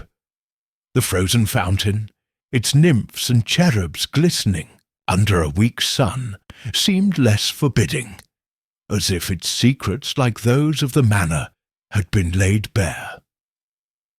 Within the house, the atmosphere was one of subdued relief, tempered by the sombre reality of Lydia Beaumont's confession and impending arrest for the murder of Sir Reginald Hargreaves. The household, shaken by the dramatic revelation in the library the previous evening, moved quietly through their routines, their faces reflecting a mix of shock, guilt, and quiet acceptance. Miss Jane Marple sat in the conservatory, her knitting folded in her lap, a cup of tea cooling beside her. Her friend Dolly Bantry, ever her companion, perched on a wicker chair, her usual vivacity muted by the weight of events. The glass walls of the conservatory framed the fountain outside, its ice catching the sunlight in a way that seemed almost hopeful. Miss Marple's mild blue eyes, though serene, held a depth of understanding that had unravelled the manor's tangled web of pride, betrayal, and revenge. "Jane," Dolly said, breaking the silence, "I still can't believe it was Lydia. She seemed so composed, so bitter, yes, but murder? And all for a broken promise?" Miss Marple sipped her tea, her expression gentle. "Pride, Dolly dear, is a dangerous thing. In St. Mary Mead, we had a woman who took drastic measures over a slight to her honour, not unlike Mrs. Beaumont. Lydia felt betrayed by Sir Reginald's failure to honour his promise after her husband's death. It wasn't just the money, you see. It was the humiliation, the sense of being cast aside. Dolly shivered, glancing at the fountain. And that note, debt repaid, fountain. So cruel to taunt him like that. Indeed, Miss Marple said, her voice soft. The fountain was her symbol, you know. Its legend, secrets revealed in the thaw, mirrored her need to expose Sir Reginald's guilt. She thought his death would settle the score, but secrets like ice have a way of melting under scrutiny. The conservatory door opened, and Inspector Craddock entered, his notebook tucked under his arm. He looked weary but satisfied, the strain of the investigation lifting now that the case was closed. Miss Marple, he said, inclining his head, I owe you a debt of gratitude. Your suggestion to gather everyone last night, it shook Mrs. Beaumont loose, and your eye for detail, the ash, the lock, the tracks, put us on the right path. Miss Marple smiled, her hands resting on her knitting. Oh, Inspector, I'm only an old woman who notices things. People are much the same everywhere, you know. In St. Mary Mead, we had a case where a single footprint solved a theft. Here, it was the small things, ash on an earring, a word on a blotter, that told the story. Craddock nodded, pulling up a chair. Let's go over it for clarity. Lydia Beaumont, humiliated by Sir Reginald's broken promise to support her after her husband's death, learned of his plan to cut her allowance further in his will. She knew the cyanide was in the study, from her years on the estate. She entered the library through the French windows. Those scratches on the lock confirmed it, poisoned his brandy, and left the note to mock his guilt. The earring was a clever touch, planted to point at Miss Caldwell. Quite so, Miss Marple said. The earring was a red herring, like the cyanide vial pointing to Mr. Geoffrey. Lydia took it during drinks, smudged it with ash from the burned letter, her plea to Sir Reginald, I suspect, and placed it under the chair. But the ash betrayed her, as did the ink on the blotter. In St. Mary Mead, a smudged letter once gave away a blackmailer. Dolly leaned forward, fascinated. And the fountain, those tracks you mentioned. Miss Marple's eyes drifted to the icy structure outside. A small detail, Dolly dear. I saw a faint indentation near the fountain's base, likely where Lydia stood to ensure no one saw her re-enter through the windows. She was careful, but not careful enough. People leave traces, you see, like ripples in a pond. Craddock made a final note. She's confessed fully now. Says she acted alone, driven by years of resentment. The burned fragment we found matched her handwriting, and the letter she destroyed was a demand for Sir Reginald to honour his promise. We'll take her to the station once the road's clear. The conservatory fell silent, the weight of justice settling over them. Lady Eleanor, who had joined them quietly, spoke, her voice low. Miss Marple, I should have seen Lydia's pain. Reginald was a good man, but he could be blind to others' feelings. I failed her. Miss Marple's gaze softened. You mustn't blame yourself, Lady Eleanor. People hide their wounds, and pride makes them hide them deeper. In St. Mary Mead, we had a family torn apart by unspoken grudges. It's human nature, I'm afraid. Geoffrey and Vivian entered, their faces drawn but relieved. Geoffrey, his usual bravado softened, said, "Miss Marple, I misjudged you, thought you were just, well, a nosy old lady. But you saved us from suspicion." Vivian, her remaining pearl earring gone, added, "I'm so grateful. I was terrified they'd think it was me. Or Geoffrey." Miss Marple smiled, her hands folding her knitting. "Young people are so passionate, Miss Caldwell. Your love for Mr. Geoffrey was clear, but it made you vulnerable. In St. Mary Mead, a young couple once hid a secret to protect each other. But truth is kinder in the end."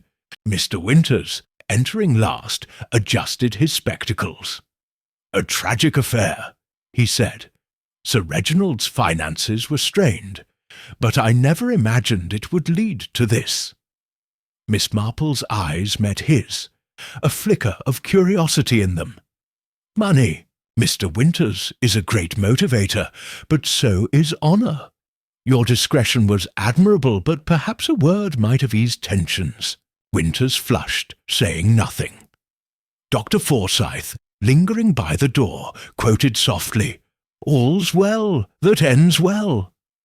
"Though I dare say, Miss Marple, your insight outshines Shakespeare." As the group dispersed, Miss Marple remained in the Yorkshire conservatory gazing at the fountain. Dolly, sensing her mood, said, "Jane, you've a gift for seeing through people. How do you do it?" Miss Marple chuckled softly.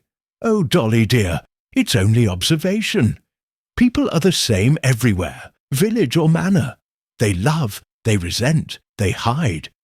But their actions, like stitches in a scarf, form a pattern if you look closely. The fountain, the note, the ash, they were all part of Lydia's story, a tale of pride wounded and vengeance taken." Dolly sighed. "You make it sound so simple. Will you stay longer, Jane? The roads are clearing, but I'd love your company." Miss Marple shook her head. "I must return to St. Mary Mead, dear. My nephew Raymond expects me for Christmas, and I've a scarf to finish. But I shall miss this place, and its fountain. It does have a certain charm." As she packed her valise later that day, Miss Marple paused by her window, watching the fountain's ice glint in the sunlight. A small crack had appeared in its surface, a sign of the thaw to come. She thought of Lydia, her pride now humbled, and of Sir Reginald, whose guilt had sparked such tragedy. "Human nature," she murmured, "is like that fountain, beautiful, fragile, and full of secrets." With a final glance, she closed her valise and descended to the hall, where Tomkins waited with the sleigh to take her to Eldridge Station. The household bid her farewell, their gratitude tinged with awe. As the sleigh glided through the snow, Miss Marple's thoughts turned to St. Mary Mead, where new patterns of human folly awaited her quiet, unerring scrutiny.